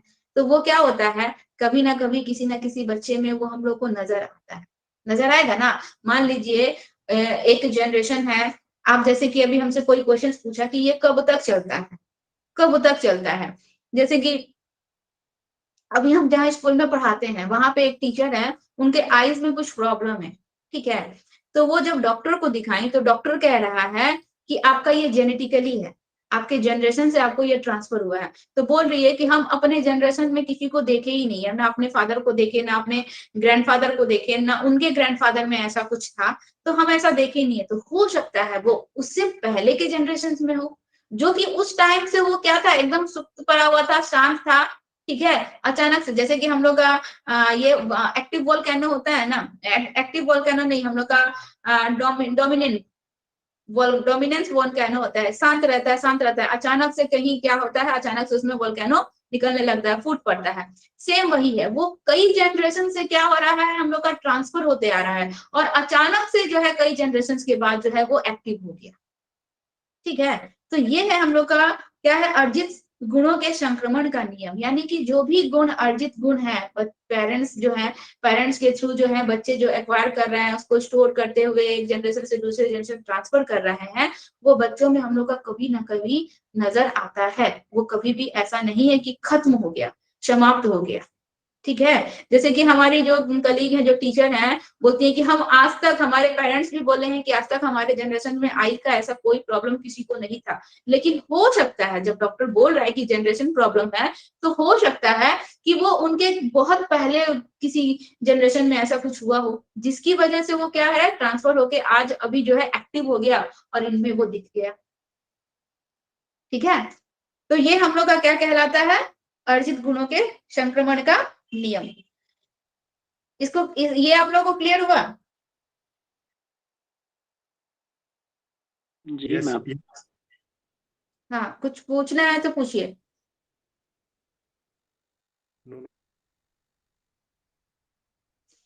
और नहीं पूछना है तो कॉपी निकालिए, पेन निकालिए। दो जो हम बोले थे आप लोग को लिखवाने के लिए, वो हम अभी लिखवाएंगे। हाँ पूछिए। मैम, अगर किसी को मेंटल प्रॉब्लम रहता है, वो भी हाँ जेनेटिक ही होता है? हाँ होता है। हम लोग वहां पे फर्स्ट में ही आप लोग को टॉपिक लिखवाए थे, फिजिकल, मेंटल एंड अदर कुछ हम लोग के सिम्टम्स बच्चों में लिखवाए थे ना। फिजिकली जो है बच्चे का, जैसे कि देखेंगे कि उसके बाल जो है फादर की तरह या पेरेंट्स की तरह हो गए, आंखों का साइज हो गया, आंखों का कलर हो गया, ठीक है, या फिर बहुत कुछ चीजें फिजिकली। हम लोग मेंटली में देखे थे कि अगर बहुत ज्यादा हाइपर माइंड, जैसे कि क्या बोले हाइपर माइंड, ये भी तो एक मेंटल प्रॉब्लम है ना, बहुत जल्दी गुस्से में आ जाना, बहुत जल्दी जो है वायलेंस हो जाना, तो ये भी क्या है, एक तरह का ये भी एक इशू है। तो ये भी हम लोग का जेनेटिकली जो है मूव करता है, एक जनरेशन से दूसरे जनरेशन में मूव करता है। समझ में आया? चलिए निकालिए, पॉइंट नंबर 6 लिखिए, पृथकीकरण का सिद्धांत, law of segregation and dominance.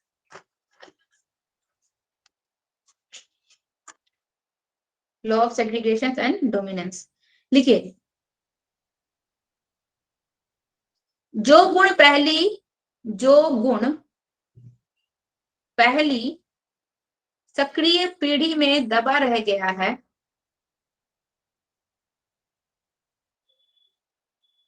जो गुण पहली सक्रिय पीढ़ी में दबा रह गया है। मैम सक्रिय चक्रीय? सक्रिय, एक्टिव। जो गुण पहली सक्रिय पीढ़ी में दबा रह गया है, वह समाप्त नहीं होता है, वह समाप्त नहीं होता है, वह समाप्त नहीं होता है, बल्कि बाद की सक्रिय पीढ़ी में, बल्कि बाद की सक्रिय पीढ़ी में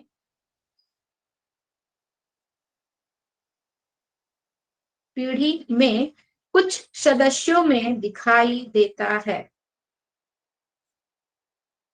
बल्कि बाद की सक्रिय पीढ़ी में कुछ सदस्यों में दिखाई देता है।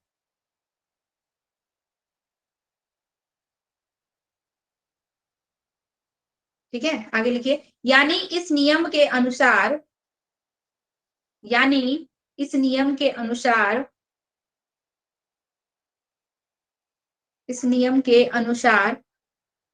मेंडल जी का कहना है कि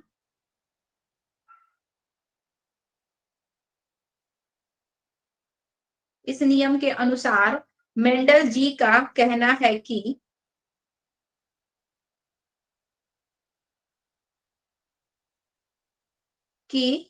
दबे हुए गुण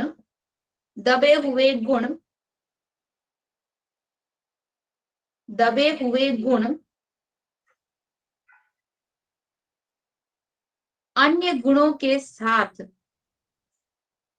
दबे हुए गुण अन्य गुणों के साथ अपना अस्तित्व नहीं खोते हैं।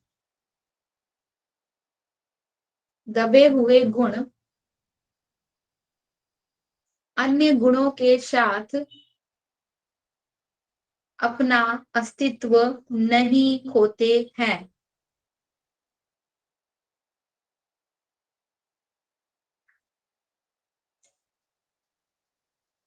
बल्कि एक पीढ़ी से दूसरी पीढ़ी,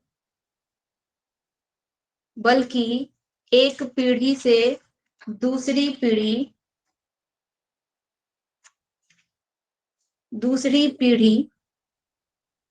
कॉमा, एक पीढ़ी से दूसरी पीढ़ी, कॉमा, फिर दूसरी पीढ़ी से तीसरी पीढ़ी, फिर दूसरी पीढ़ी से तीसरी पीढ़ी,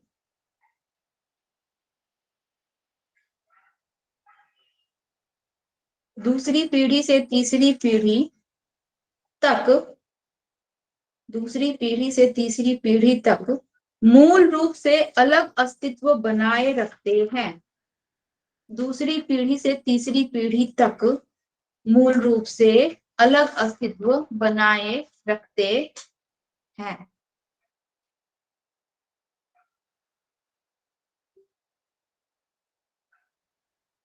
हो गया? इसके बाद एक और हम लोग का पॉइंट था ना, स्वतंत्र छटाई का सिद्धांत, प्रिंसिपल ऑफ इंडिपेंडेंट असॉर्टमेंट। ठीक है, इसको लिख लीजिए, प्रिंसिपल ऑफ इंडिपेंडेंट असॉर्टमेंट, स्वतंत्र छटाई का सिद्धांत।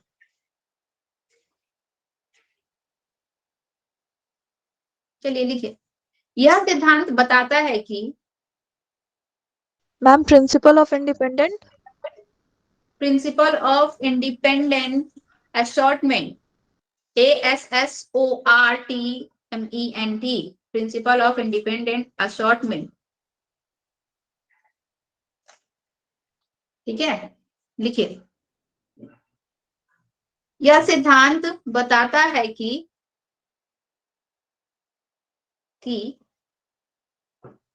किसी एक अनुवांशिक गुण का वितरण, यानी कि ट्रांसफर, वितरण का मतलब हो गया ट्रांसफर, किसी एक अनुवांशिक गुण का वितरण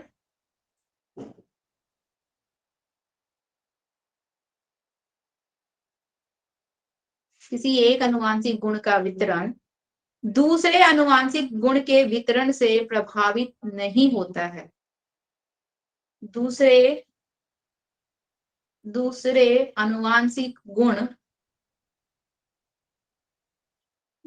अनुवांशिक गुण के वितरण से प्रभावित नहीं होता है।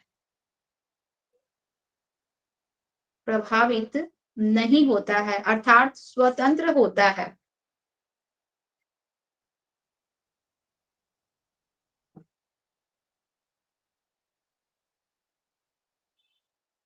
ठीक है, अथवा मैम अर्थात स्वतंत्र होता है, आजाद होता है, स्वतंत्र होता है। जैसे मेंडल ने अपने प्रयोग में पाया कि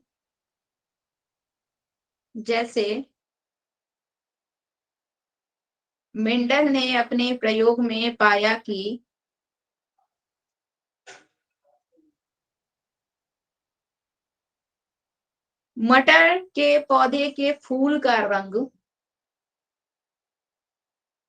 मेंडल ने अपने प्रयोग में पाया कि मटर के पौधे के फूल का रंग मटर के फलों का आकार, मटर के फलों का आकार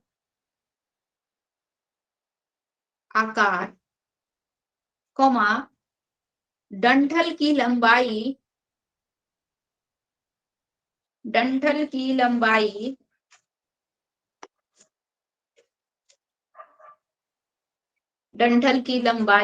आदि गुणों से स्वतंत्र होता है। आदि गुणों से स्वतंत्र होता है।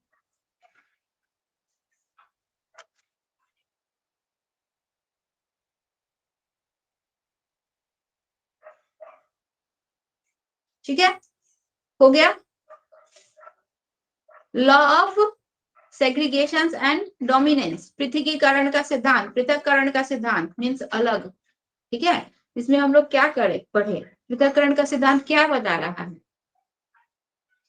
पृथक्करण का सिद्धांत हम लोग को क्या बता रहा है कि मान लीजिए अगर पेरेंट्स का क्वालिटी हमारे अंदर आ रहा है तो माता का जो जीन है वो क्या खत्म हो गया, समाप्त हो गया? नहीं, वो क्या होता है, वो पृथक रूप से, सुप्त रूप से हमारे बॉडी में कहीं ना कहीं स्टोर रहता है और जनरेशन टू जनरेशन ट्रांसफर होते रहता है।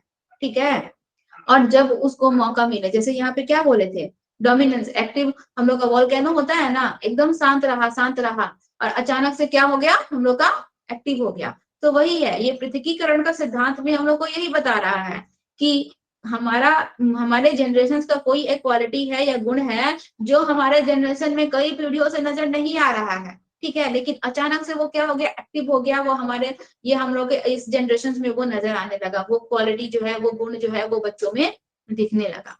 समझ में आया? ये हम लोग का क्या कहला रहा है, पृथकीकरण का गुण, हम लोग का डोमिनेंस। एक मूवी देखे थे आप लोग, मिमी नाम की एक मूवी बनी हुई थी।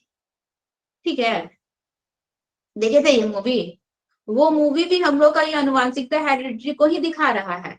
क्या दिखा रहा है कि जब उस बच्चे में उसके फादर का क्वालिटी ज्यादा है, उसकी माँ तो इंडियन है। देखे थे कि नहीं देखे थे आप लोग ये मूवी? नहीं मैम, मूवी नहीं फर्स्ट टाइम देखते नाम आप सुना। लोग?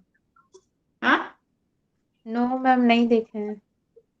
फर्स्ट नहीं टाइम देखिए। नाम सुने। फर्स्ट टाइम नाम सुने हैं। उसमें क्या है कि इंडियन एक एक्ट्रेस रहती है, उसको हीरोइन बनना है, उसके लिए उसको पैसा चाहिए बहुत ज्यादा, ठीक है। तो एक हम लोग का अमेरिकन फैमिली आता है जिनको अपना बेबी नहीं है, तो वो हम लोग का क्या करता है, उसको उसकी जो वाइफ है वो बेबी को बर्न नहीं कर सकती, उसमें कैपेसिटी नहीं है, ठीक है। तो वो क्या करती है, वो उसका जो फादर है वो डीएनए के थ्रू जो है अपना जीन, अपना जो है हम लोग का स्पर्म जो है फर्टिलाइज करवा के उस जो इंडियन लेडी थी उसमें वो क्या करता है, अपने बेबी को जन्म देता है। तो उसके बच्चे में जो क्वालिटी आई, जब बच्चा बर्न हुआ, जन्म लिया, लेडी तो थी इंडियन और बच्चा बिल्कुल अंग्रेज की तरह, एकदम गोरा कद वाला, उसकी आंखें नीली नीली है, इसके बाद उसके ब्राउन हेयर है, वो सब का सब उसमें किसका क्वालिटी दिख रहा है, उसके पेरेंट्स, उसके उसके पिता का गुण दिख रहा है। क्योंकि वो जो डीएनए जो ज्यादातर उसमें ट्रांसफर हुआ, वो किसका ट्रांसफर हुआ, पिता का ट्रांसफर हुआ। इसीलिए बच्चा जो है बिल्कुल हूबहू जो है किसकी तरह दिख रहा है, हम लोग का पापा की तरह, अंग्रेज की तरह नजर आ रहा है, माँ वाला उसमें कोई लक्षण ही नहीं आ रहा है, ठीक है।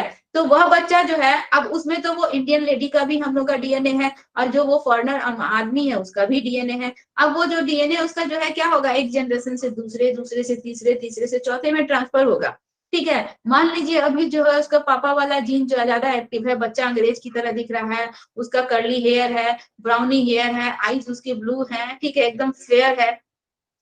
लेकिन माता का जो जीन है वो कभी ना कभी तो एक्टिव होगा।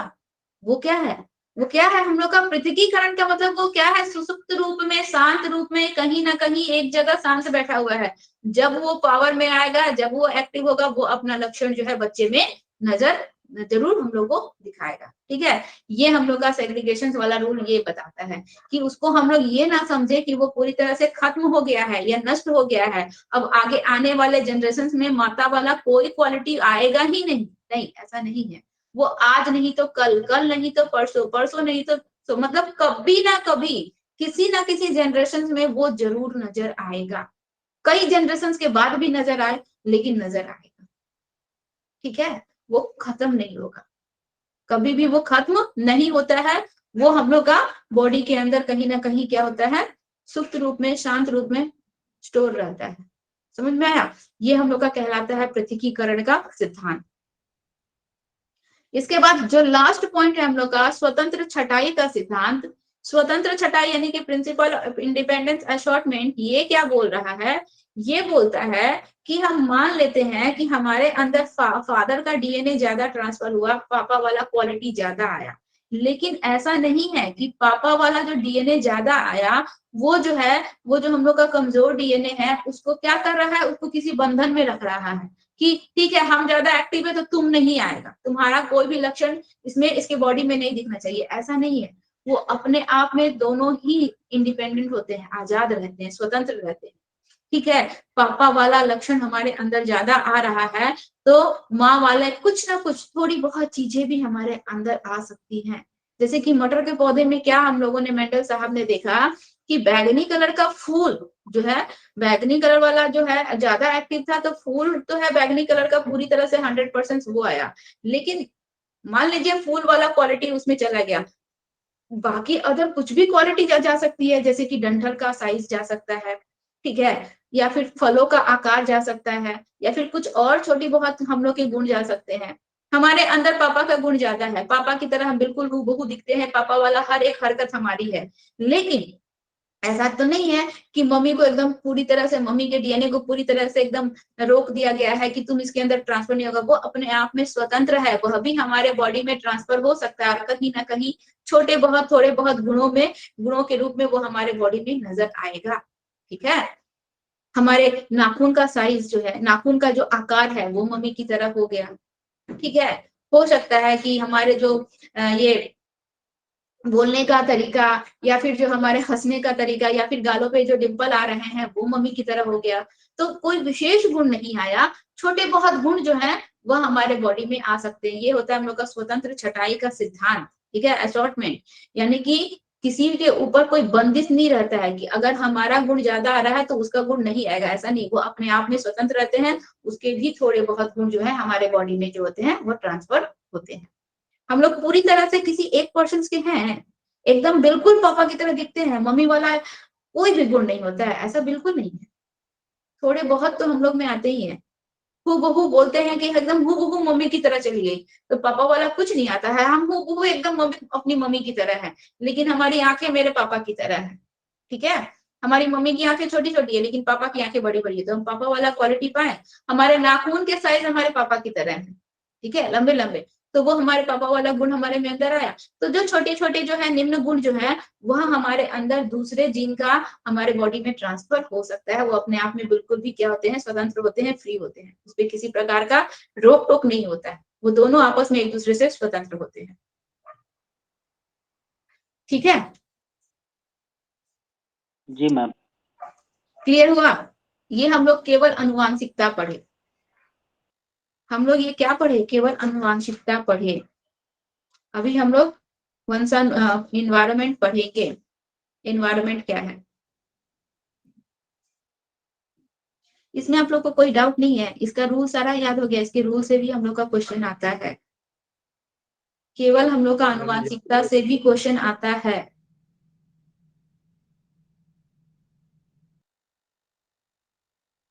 कुछ पूछना है तो आप लोग पूछिए।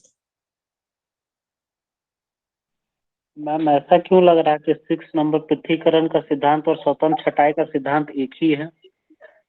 पृथ्वीकरण का सिद्धांत और स्वतंत्र छटाई का सिद्धांत एक नहीं है, दोनों में बहुत डिफरेंट है। स्वतंत्र छटाई का सिद्धांत हम लोग को क्या बता रहा है कि जो एक एक्टिव जीन है जो हमारे बॉडी के अंदर ज्यादातर आ रहा है, वह जो है दूसरे पर्सन्स के जीन को पे किसी प्रकार की पाबंदी या किसी प्रकार का रोक टोक नहीं होता है, वह भी स्वतंत्र रूप से बॉडी में ट्रांसफर होता है और वह भी अपने किसी न किसी निम्न गुण को हमारे बॉडी में जरूर दिखाता है।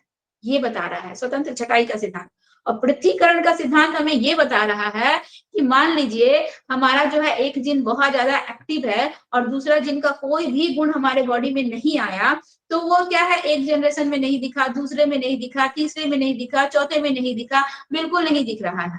तो इसका मतलब ये नहीं कि वो खत्म हो गया, वो समाप्त हो गया, वो खत्म कभी नहीं होता है, वो हमारे बॉडी में कहीं ना कहीं क्या है, स्टोर है, और वो कभी ना कभी क्या हो जाएगा, एक्टिव हो जाएगा, वोल्केनो की तरह वो फूट पड़ेगा और अपना लक्षण जो है हमें दिखा देगा। 4 जनरेशन से हमारे बॉडी, हमारे अंदर जो है, मान लीजिए हमारे पूर्वज जो थे, एक पूर्वज जो थे बहुत अच्छे महान संगीतकार थे, ठीक है, 4 और 5 जनरेशन से हमारे जनरेशन में कोई भी ऐसा कुछ लक्षण नहीं दिखा, लेकिन अचानक से 6ठे जनरेशन में क्या हो गया, एक बच्चा जन्म लिया और उसमें संगीतकार वाला गुण आ गया, वो एक महान संगीतकार बन गया। तो वो क्या हो गया, वहां पे वो एक्टिव हो गया और वह अपना लक्षण जो है दिखा रहा है। दोनों में अंतर नहीं दिख रहा है आपको? एक्टिव होने का मेन कारण मैम यही है ना, मींस जो मेल है और जो फीमेल है दोनों में कहीं ना कहीं वो जीन एक टाइप का मिला हो शायद। बहुत से क्वालिटीज, डीएनए तो हम लोग के हजारों करोड़ों होते हैं, तो बहुत से क्वालिटीज तो हम लोग के आपस में मैच करते हैं ना जी, ऐसा तो नहीं ना है, ऐसा तो नहीं है कि हम लोग का बिल्कुल ही डिफरेंट डिफरेंट क्वालिटीज होगा, कुछ ना कुछ तो क्वालिटीज हम लोग मैच करते हैं, जिसकी वजह से ज्यादा एक्टिव हो जाता है। कोई कोई कभी कभी देखिएगा ना कि मम्मी और पापा का मिक्सचर हो जाता है, बच्चा होता है कि उसमें मम्मी का भी गुण है, उसमें पापा के भी गुण है, मम्मी की तरह भी है, पापा की तरह भी है, आधा उसका फिजिकल जो है बॉडी फीचर्स जो है पापा की तरह दिखता है, आधा मम्मी की तरह है, बहुत कुछ उसकी मम्मी की तरह है। तो दोनों का क्या होता है, डीएनए में पेरेंट्स का जो है बहुत कुछ सेम सेम मैच करता है, जिसकी वजह से दोनों का ही वहां पे लक्षण जो है हमको बच्चे में नजर आ रहा है।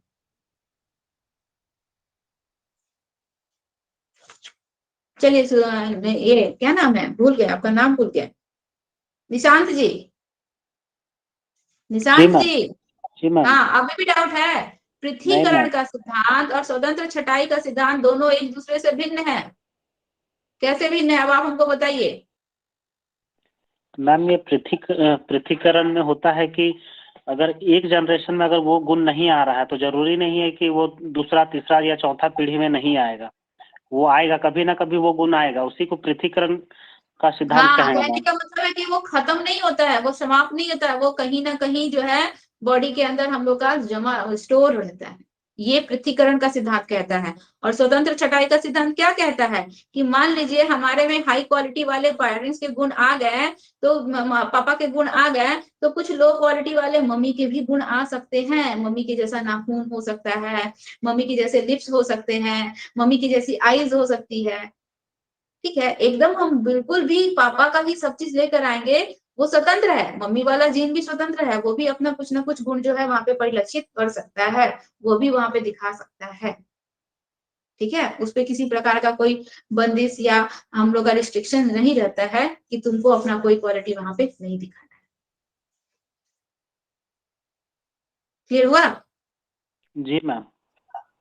ये हम लोग का लॉ ऑफ रिग्रेशन क्या बोलता है? प्रत्यागमन का नियम क्या कहता है? मैम जो एवरेज गुण मैम होता है मम्मी पापा का वो ही आता है, तो विशिष्ट नहीं, गुण नहीं लोएस्ट आता है गुण कोई। मैम, लोएस्ट गुण हाँ, को अपनाता है इसमें मैम। विशेष गुण को छोड़कर बच्चा निम्न गुण को क्या करेगा? अपना लेगा। जो विशेष गुण है उसको छोड़ के किसको अपना लेगा? निम्न गुण को अपना लेगा। स्पेशल क्वालिटी जो रहेगी पेरेंट्स के उसको छोड़ देगा, और जो लोएस्ट क्वालिटी रहेगा उसको वो अपनाएगा। ठीक है, ये हम लोग का प्रत्यागमन का नियम कहलाता है। क्लियर हुआ? आगे बढ़े, एनवायरमेंट बताएं। जी मैम। Yes ma'am. चलिए, बाकी और भी जो जो प्रेजेंट है, आप लोग को कुछ डाउट होगा तो बोलिएगा। बहुत से लोगों का हम साउंड भी नहीं सुनते हैं, बहुत से लोग हैं जो कुछ भी नहीं बोलते हैं, जैसे कि अनुज है, कौन है, अंजू, अंकित। ठीक है, आप लोगों का साउंड नहीं सुनाई देता है। ज्योति जी आज आप कुछ बोल नहीं रही हैं, क्या बात है?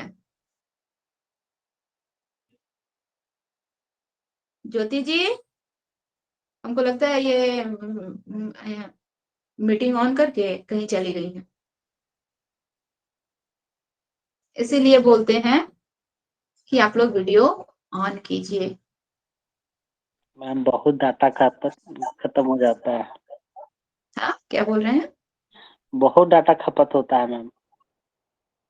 वीडियो ऑन करने से? अब बताइए, हम ज्योति जी को इससे पहले भी आवाज दिए, वो कोई रिस्पांस नहीं दी, अभी फिर आवाज दिए, कोई रिस्पांस नहीं दी, यानी कि ज्योति जी प्रेजेंट नहीं है तभी तो। और वो ज्यादातर वो एक्टिव रहती है, जो ज्यादातर एक्टिव रहेगा इंसान उसी को ना खोजेगा। चलिए, एक जन एक्टिव हो गए, वीडियो ऑन हो गया। चलिए, एनवायरमेंट हम लोग जानते हैं कि एनवायरमेंट क्या आता है। एनवायरमेंट हम लोग कल क्या पढ़े कि जो हम लोग का हेरिडिटी को छोड़ के, हेरिडिटी से हम लोग जो कुछ भी माता पिता से जो डीएनए के थ्रू जो है ऑब्जर्व कर रहे हैं, फिजिकली जो कुछ भी हम लोग ऑब्जर्व कर रहे हैं उसको छोड़कर, ठीक है, बाकी जो कुछ भी हम लोग को इन्वायरमेंट से मिल रहा है, क्या क्या मिल रहा है? सोशली हम लोग डेवलप्ड हो रहे हैं, ठीक है, फिजिकली हम लोग डेवलप्ड हो रहे हैं, मेंटली डेवलप्ड हो रहे हैं, इसके बाद हम लोग का लैंग्वेज डेवलपमेंट हो रहा है, कॉग्निशंस डेवलपमेंट हो रहा है। ये सब का सब हम लोग का इन्वायरमेंट से रिलेटेड है। ठीक है, हम लोग जो है अपने इन्वायरमेंट से बहुत कुछ ऑब्जर्व करते हैं। समाज से हम लोग का सामाजिकीकरण होता है, हम लोग सोशली डेवलप हो रहे हैं, हम लोग अपने समझ का निर्माण करते हैं, संज्ञान हम लोग का बढ़ता है। ठीक है, कॉग्निशंस, लैंग्वेज डेवलपमेंट हम लोग का होता है, भाषाई विकास हो रहा है, हम लोगों में इमोशनली जो डेवलपमेंट हो रहा है, ठीक है, फिजिकली डेवलपमेंट हो रहा है। फिजिकली डेवलपमेंट हम लोग उस सेंस में नहीं लेंगे, हेरिडिटी के रूप में नहीं लेंगे, हम लोग यहाँ पे फिजिकली डेवलपमेंट इन्वायरमेंट के रूप में लेंगे। इन्वायरमेंट में भी हम लोग का फिजिक्स जो है डेवलप करता है। तो ये सभी चीजें जो है हम लोग का किसमें आएगा? इन्वायरमेंट के अंदर आएगा, वातावरण के अंदर आएगा। ठीक है, तो वातावरण हम लोग का क्या है? तो हम लोग वातावरण में अगर हम लोग देखिए तो हमारा जितना भी बिहेवियर है वो सभी चीजों का हम लोग क्या होता है? अध्ययन करते हैं। हाँ सुभानु जी करिए। मैम लीव लेना चाहते हैं प्लीज, मैम कहीं जाना है वापस खत्म। तो फिर आपका ये कंप्लीट नहीं होगा सुभानु जी। अच्छा ठीक है, जाइए। वीडियो देख लेंगे मैम पीछे से, सॉरी इसके लिए जाना होगा। ठीक है, ठीक है, ठीक है, जाइए। चलिए, तो हम लोग का वातावरण क्या है कि हम लोग का जितना भी हम लोग ह्यूमंस के बॉडी में जो भी चेंजेस आ रहे हैं, ठीक है, हम लोग स्टार्टिंग में एक टॉपिक पढ़े थे, साइकोलॉजी एक टॉपिक पढ़े थे। साइकोलॉजी का मतलब क्या था कि जिसको हम लोग एक्सपेरिमेंट कर सके, जिसको हम लोग देख सके, ठीक है, वो चीजें। तो हम लोग का इन्वायरमेंट भी उसी से रिलेटेड है। मानव के व्यवहार को, यहाँ पे हम लोग क्या कर रहे हैं, मानव के व्यवहार को देख रहे हैं, ह्यूमंस कैसे एक्टिविटी कर रहा है, क्या उसमें डेवलपमेंट हो रहा है, क्या चीजें वो सीख रहा है, ये सब का सब हम लोग का इन्वायरमेंट से रिलेटेड है, हम लोग के पर्यावरण से रिलेटेड है। पर्यावरण में रहकर ही हम लोग, इन्वायरमेंट में रहकर ही हम लोगों में सामाजिकीकरण आता है, हम लोग में भाषाई ज्ञान आता है, हम लोगों में एक या दो टॉपिक के बीच में समझ बनाने की क्षमता आती है, ठीक है। हम लोगों के व्यवहारों में क्या चेंजेस आ रहे हैं, क्या हो रहा है, क्या घट रहा है, बढ़ रहा है, ये सब चीजों को हम लोग नोटिस करते हैं। ये सब हम लोग पर्यावरण के माध्यम से देखते हैं। ये हम लोग का क्या है, आउटर है, इसको हम लोग देख सकते हैं। हेरिडिटी में हम लोग का जो भी है वो क्या है, हमारे जीन में बनकर आ रहा है, उसको हम देख नहीं सकते हैं, लेकिन ये सब चीजें जो है हमारे व्यवहार में हमको नजर आती है, ठीक है। बच्चा जैसे जैसे ग्रो कर रहा है, बड़ा हो रहा है, उसमें लैंग्वेज ज्ञान हो रहा है, वो भाषा बोल रहा है, वो नए नए शब्दों को बोल रहा है, वो चीजें हम लोग देख रहे हैं। बच्चे में डेवलप्ड हो रहा है, विकास हो रहा है, वो चीज हम देख रहे हैं। ये हम लोग का इन्वायरमेंट के अंदर आएगा। नई नई चीजों का हम लोग को नॉलेज हो रहा है, ठीक है। ये हम लोग का क्या है, इन्वायरमेंट के अंतर्गत आएगा। जो हमारे जीवन को, हमारे व्यवहार को क्या करे, इफेक्टेड करे, प्रभावित करे, वो सब के सब हम लोग के क्या है, पर्यावरण है, ठीक है। हमारे व्यवहार को, समाज हमारे व्यवहार को प्रभावित करता है, भाषा हमारे व्यवहार को प्रभावित करता है, कॉग्निशंस हमारे व्यवहार को प्रभावित करता है। इससे क्या होता है, हमारा डेवलपमेंट होता है, हमारा विकास हो रहा है।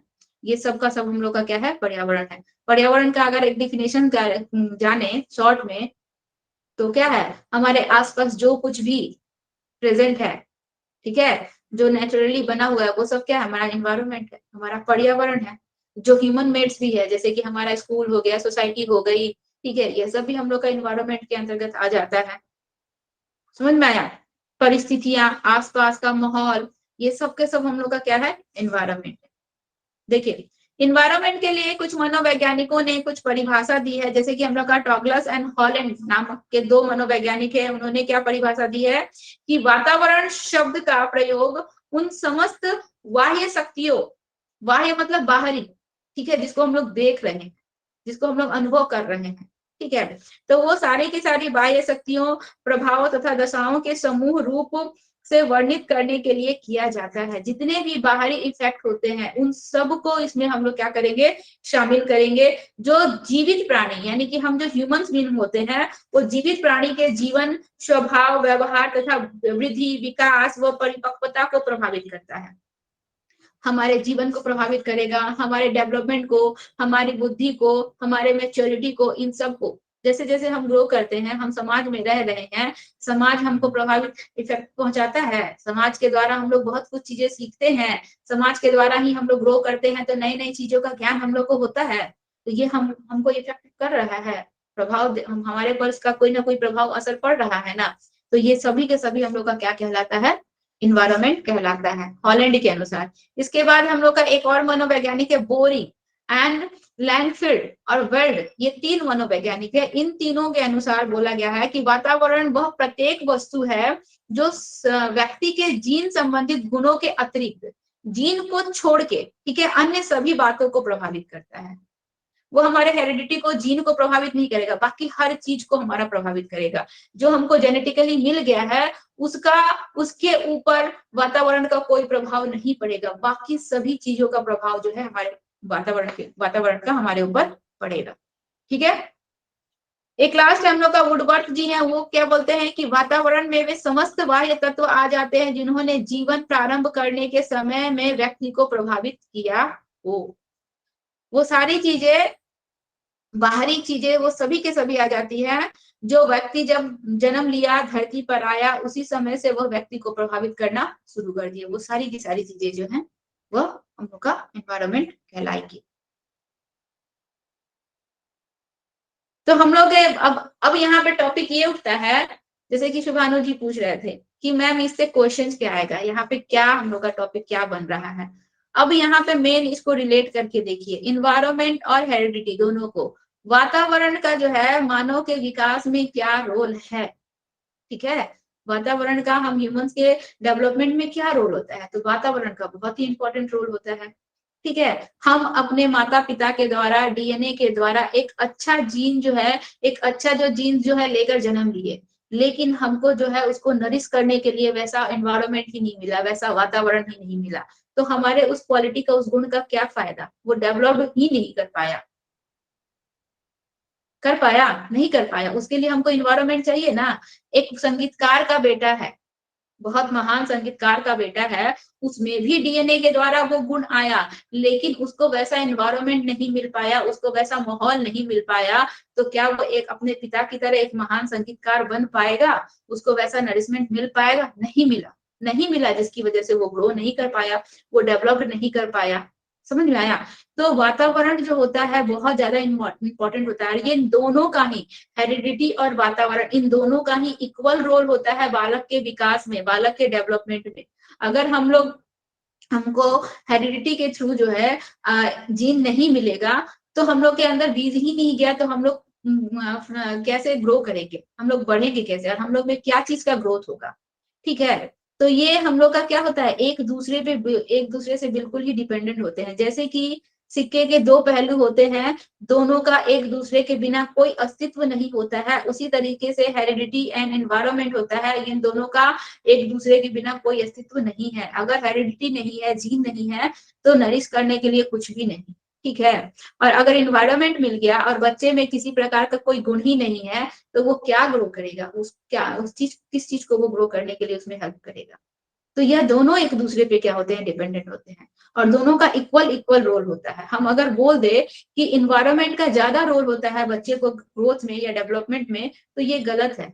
बच्चे में उस टाइप का जीन होना चाहिए, वैसी क्वालिटी होनी चाहिए, तभी बच्चे को वो इन्वायरमेंट मिलता है, तो बच्चा ग्रो करता है। बच्चे में उस टाइप का जीन ही नहीं है, क्वालिटी ही नहीं है, और हम बच्चे को वैसा नरिशमेंट दे रहे हैं, वैसा इन्वायरमेंट दे रहे हैं, हम लाख कोशिश कर ले, तो क्या बच्चा ग्रो कर पाएगा? एक मंद बुद्धि बच्चा है, ठीक है, जिसमें बहुत चीजों को ऑब्जर्व करने की या फिर समझने की क्षमता ही नहीं है, हम उसको एक ऐसा एनवायरनमेंट दे रहे हैं, स्टडी वाला एनवायरनमेंट दे रहे हैं, इंजीनियरिंग क्लासेस में उसको बैठा रहे हैं, उसको स्टडी करवा रहे हैं, उस पर फोकस करवा रहे हैं, हम लाख कोशिश कर ले, क्या वह बच्चा इंजीनियर बन पाएगा? नहीं बन पाएगा, क्योंकि उसका उतना ज्यादा जो है माइंड पावर ही नहीं है, वो चीजों को ऑब्जर्व करने की उसकी कैपेसिटी नहीं है, उसके जीन में ही वो नहीं है, तो वो कहाँ से कर पाएगा? नहीं कर पाएगा। ठीक है, तो दोनों का क्या होता है, इक्वल रोल होता है, दोनों का अपना अपना एक इम्पोर्टेंस होता है, और दोनों ही इक्वल होते हैं। हम किसी को ज्यादा ना किसी को कम बोल सकते। समझ में आया? इसके ऊपर भी बहुत ज्यादा डिबेट्स हुआ है, जिसको हम लोग नेचर एंड नर्चर डिबेट्स कहेंगे। इस टॉपिक पे भी हम लोग डिस्कस करेंगे, नेचर और नर्चर का डिबेट्स, इस टॉपिक पे हम लोग डिस्कस करेंगे, लेकिन पहले इसको जानिए। बोलिए निशांत जी। नहीं मैम, कोई दिक्कत नहीं। आप कुछ बोलना चाह रहे थे?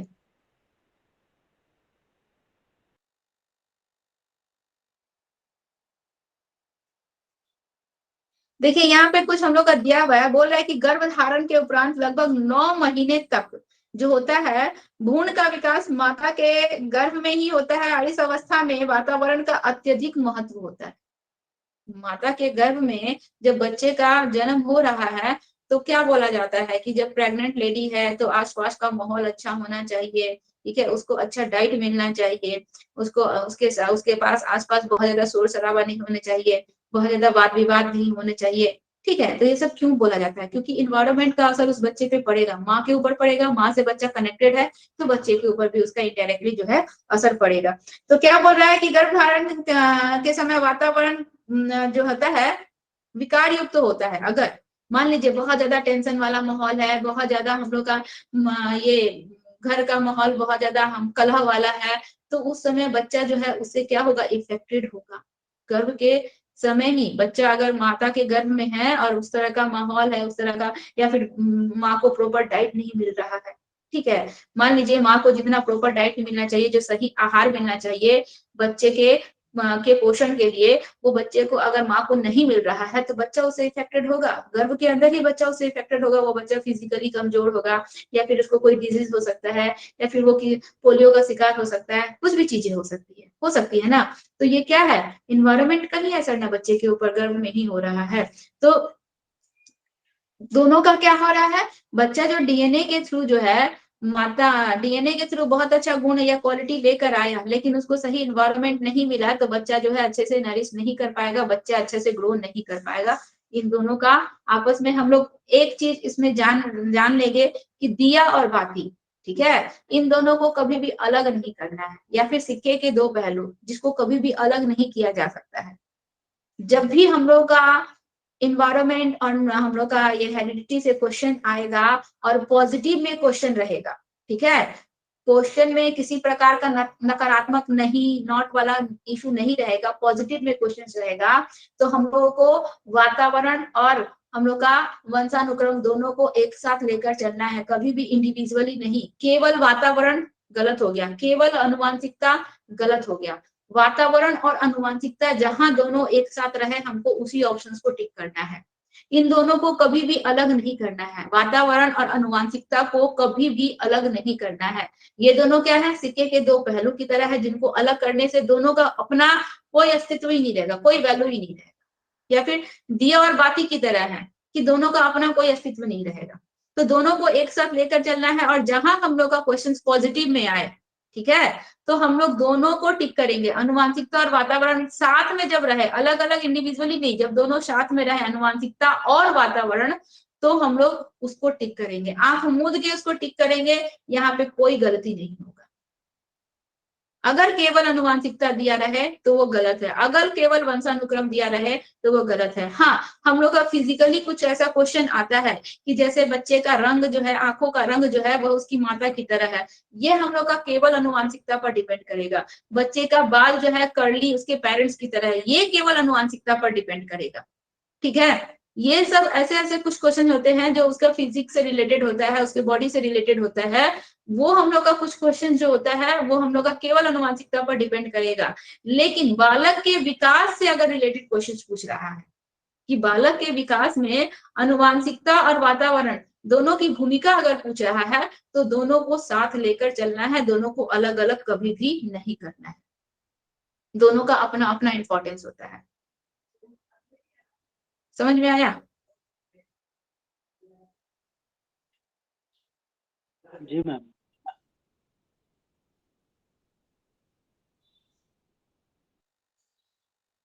तो दोनों का ही अपना इंपॉर्टेंस होता है। इसमें बोल रहा है कि व्यक्ति जो कुछ भी सोचता है, करता है, अनुभव करता है, वह उसका वंशानुक्रम तथा वातावरण की परस्पर उन दोनों के इंटरेक्शन से ही होता है।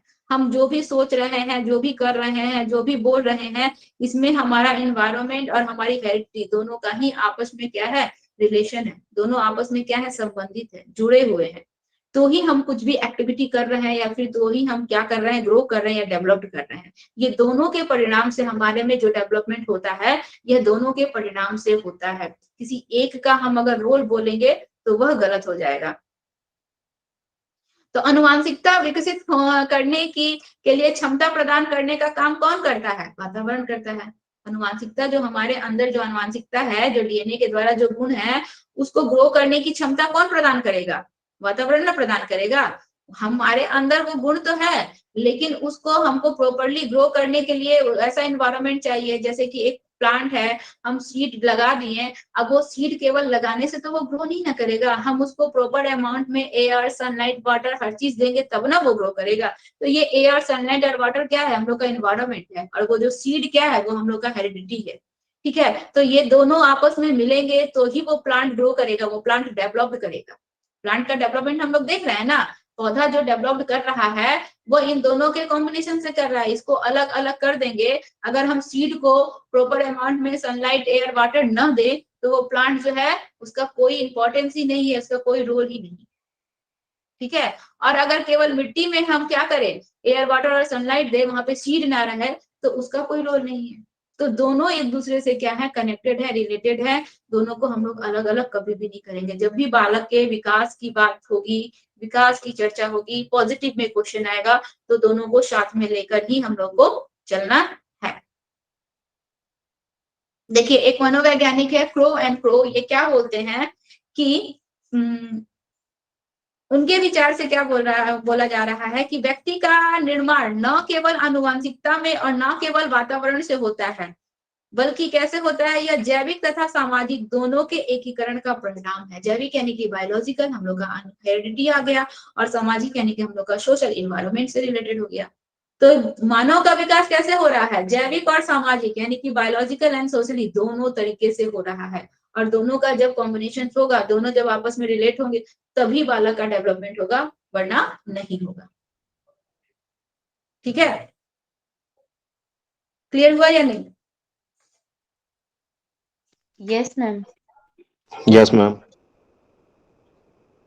चलिए, एक है हम लोग का प्रकृति पोषण विवाद। ठीक है, यानी कि nature and nurture disputes. Nature का मतलब हो गया हम लोगों का प्रकृति, एंड नर्चर का मतलब हो गया पोषण, जिसको हम लोग पोषित कर रहे हैं, पाल रहे हैं। तो विवाद हुआ है इस बात के लिए कि हेरिडिटी का रोल बालक के डेवलपमेंट में ज्यादा होता है या इन्वायरमेंट का रोल बालक के डेवलपमेंट में ज्यादा होता है। विवाद इस बात पे कुछ मनोवैज्ञानिकों का हुआ। ठीक है, इससे भी क्वेश्चन आता है हम लोग का, नेचर एंड नर्चर डिस्प्यूट से भी हम लोग का क्वेश्चन आता है। हेरिडिटी, वहां पे देखिएगा आप लोग, नर्चर का स्पेलिंग नर्चर NURTURE होगा नर्चर का स्पेलिंग। आप लोग के पास अगर जो प्रिंट गया है, अगर उसमें नेचर और नर्चर नहीं लिखा होगा तो आप लोग उसका इंग्लिश जरूर लिख लीजिएगा। ठीक है, तो ये डिस्प्यूट जो, ये विवाद जो हुआ है, किस बात पे लिए हुआ है कि दोनों का इक्वल रोल होता है, दोनों में से किसी एक का हम लोग ज्यादा रोल नहीं बोलेंगे। ठीक है, दोनों ही इक्वल अमाउंट में होते हैं, ना ही उसमें वंशानुक्रम का ज्यादा रोल होता है, ना ही हम लोग का एनवायरमेंट का ज्यादा प्रभाव पड़ता है। तो यह जो विवाद है कई मनोवैज्ञानिकों के बीच आपस में हुआ। साथ ही कुछ लोगों का यह भी कहना था कि व्यक्ति का विकास पूरी तरह से, कुछ लोग क्या बोल रहे हैं कि व्यक्ति का विकास पूरी तरह से उनसे, उनके वंशानुक्रम पे डिपेंड करता है, उनके हेरिडिटी पे डिपेंड करता है। अगर बच्चे को हेरिडिटी के थ्रू, DNA के थ्रू वो क्वालिटी नहीं आएगा तो बच्चा ग्रो कैसे करेगा, कुछ लोगों का ये कहना है।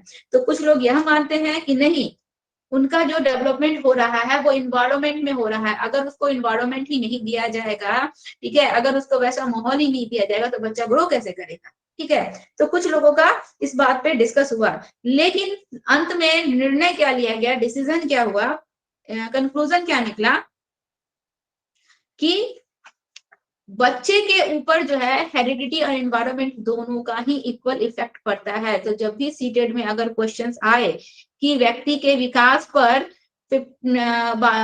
अनुवांशिकता का ज्यादा असर पड़ेगा या हेरिडिटी का, सॉरी, वातावरण का, तो हम लोग लिखेंगे कि 50% अनुवांशिकता का और 50% वातावरण का, दोनों का इक्वल प्रभाव पड़ता है। ठीक है, अगर मान लीजिए ऑप्शंस में दे दिया गया एक का 60% पड़ता है, एक का 40%, तो वो ऑप्शन नहीं होगा सही, दोनों का इक्वली पड़ेगा, 50-50 पड़ेगा, क्योंकि दोनों एक दूसरे के बिना क्या है, बिना अस्तित्व के हैं, बिना उनका कोई इंपॉर्टेंस ही नहीं है। ठीक है, किसी भी पौधे को नरिश करने के लिए एनवायरनमेंट चाहिए, और एनवायरनमेंट नहीं मिलेगा उनको तो वो पौधा नरिश नहीं होगा, वो पौधा सूख जाएगा। ठीक है, या फिर हम बिना बीज के मिट्टी में ही पानी, धूप और हर चीज उसको प्रॉपर अमाउंट पे सब चीज दे रहे हैं, तो मिट्टी अपने आप से जमीन खोद कर पौधे को नहीं उगा देगी। वहां पे उसका कोई हम लोग का हेरिडिटी ही नहीं, वंशानुक्रम ही नहीं है, वहां पे कोई सीड ही नहीं बोया गया है, तो वो जन्मेगा कहाँ से। इसीलिए दोनों का अपना अपना इक्वल रोल होता है। समझ में आया? हाँ, कुछ हद तक हम लोग देखेंगे कि मान लीजिए एक जो है हम लोग का मध्यम बुद्धि का बालक है, उसको अच्छा एनवायरनमेंट दिया गया, अच्छा वातावरण दिया गया, तो वो बच्चा जो है कहीं हद तक जो है आगे की तरफ डेवलप कर जाता है।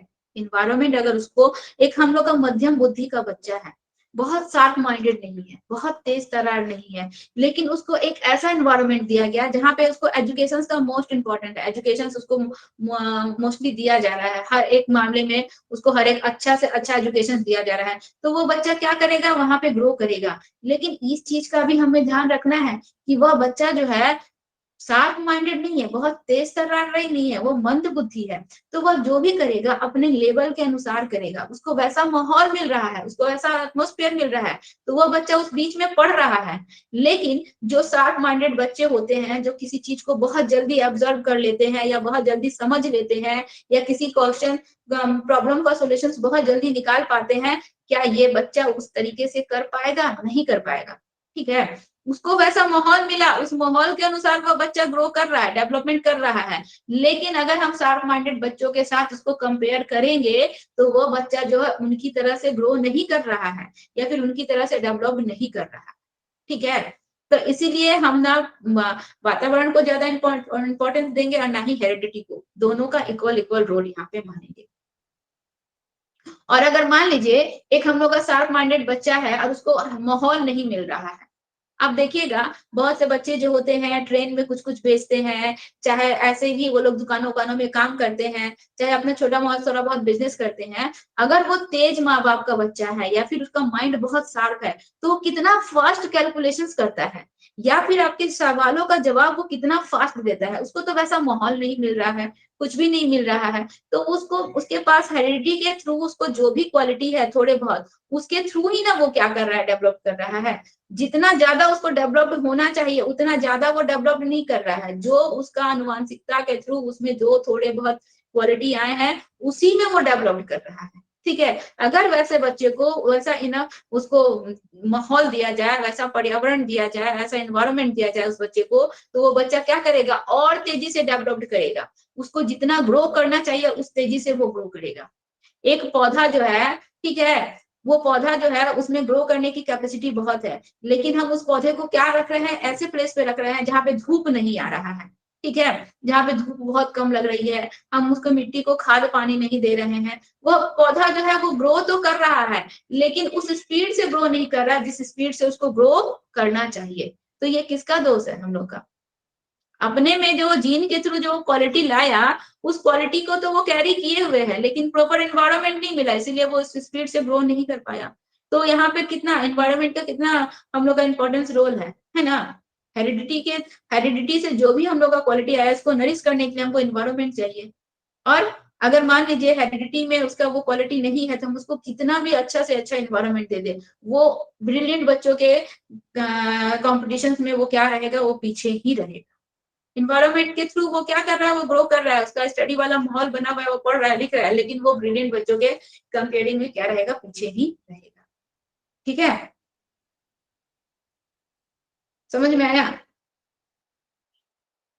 जी मैम। Yes ma'am. चलिए, शिक्षा में आनुवांशिकता तथा वातावरण का महत्व जो है हम लोग कल पढ़ेंगे, और विकास का अधिगम के साथ संबंध, एक ये टॉपिक है, ये हम लोग का कल क्लियर हो जाएगा। ठीक है, आप लोग ईवीएस की बुक ले लिए।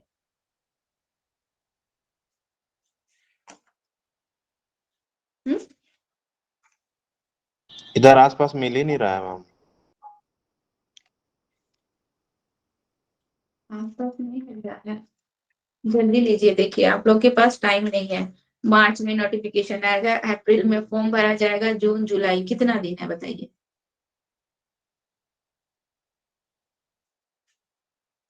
खोजिए कहीं से, ऑनलाइन ऑर्डर कीजिए। यस मैम, ऑनलाइन मंगवा रहे हैं।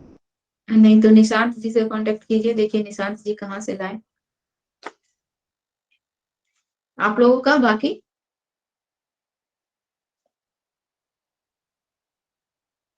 नो मैम, नहीं खरीदे हैं। खरीदिए, बुक खरीदिए, बुक पढ़ना बहुत जरूरी है।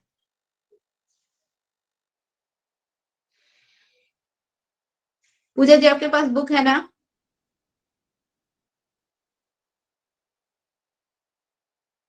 पूजा जी हाँ आपके मैम पास है। है, और निशांत जी के पास बुक है, दो ही लोगों के पास बुक है, और किन्हीं के पास बुक नहीं है।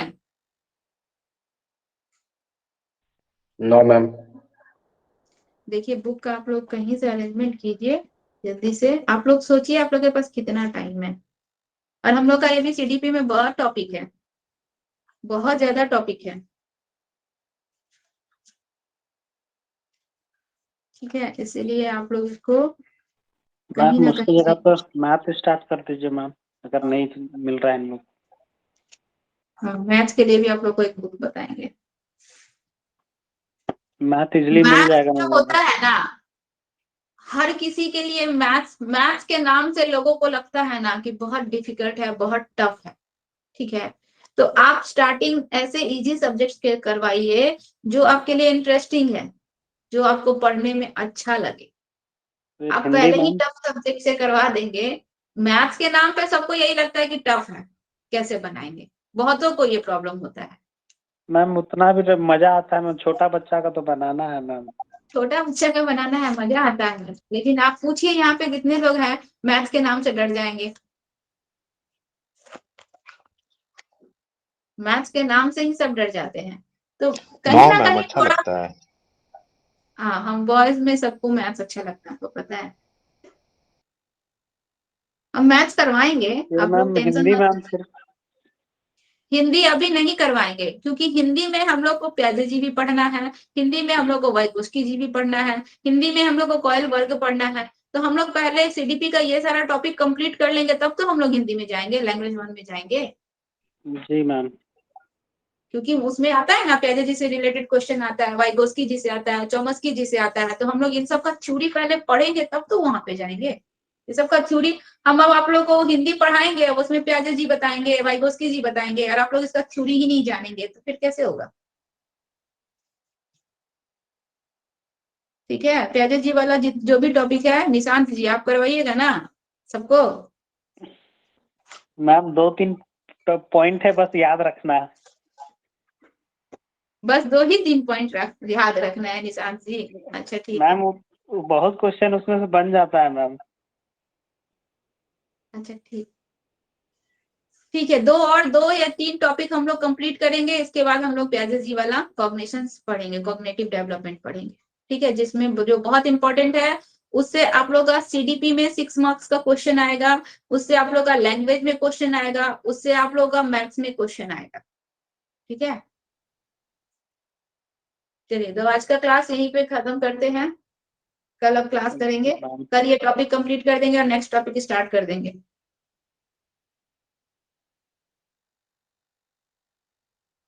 नेक्स्ट ओके टॉपिक वाला नोट्स आप लोग के पास चला जाएगा कल। ठीक है।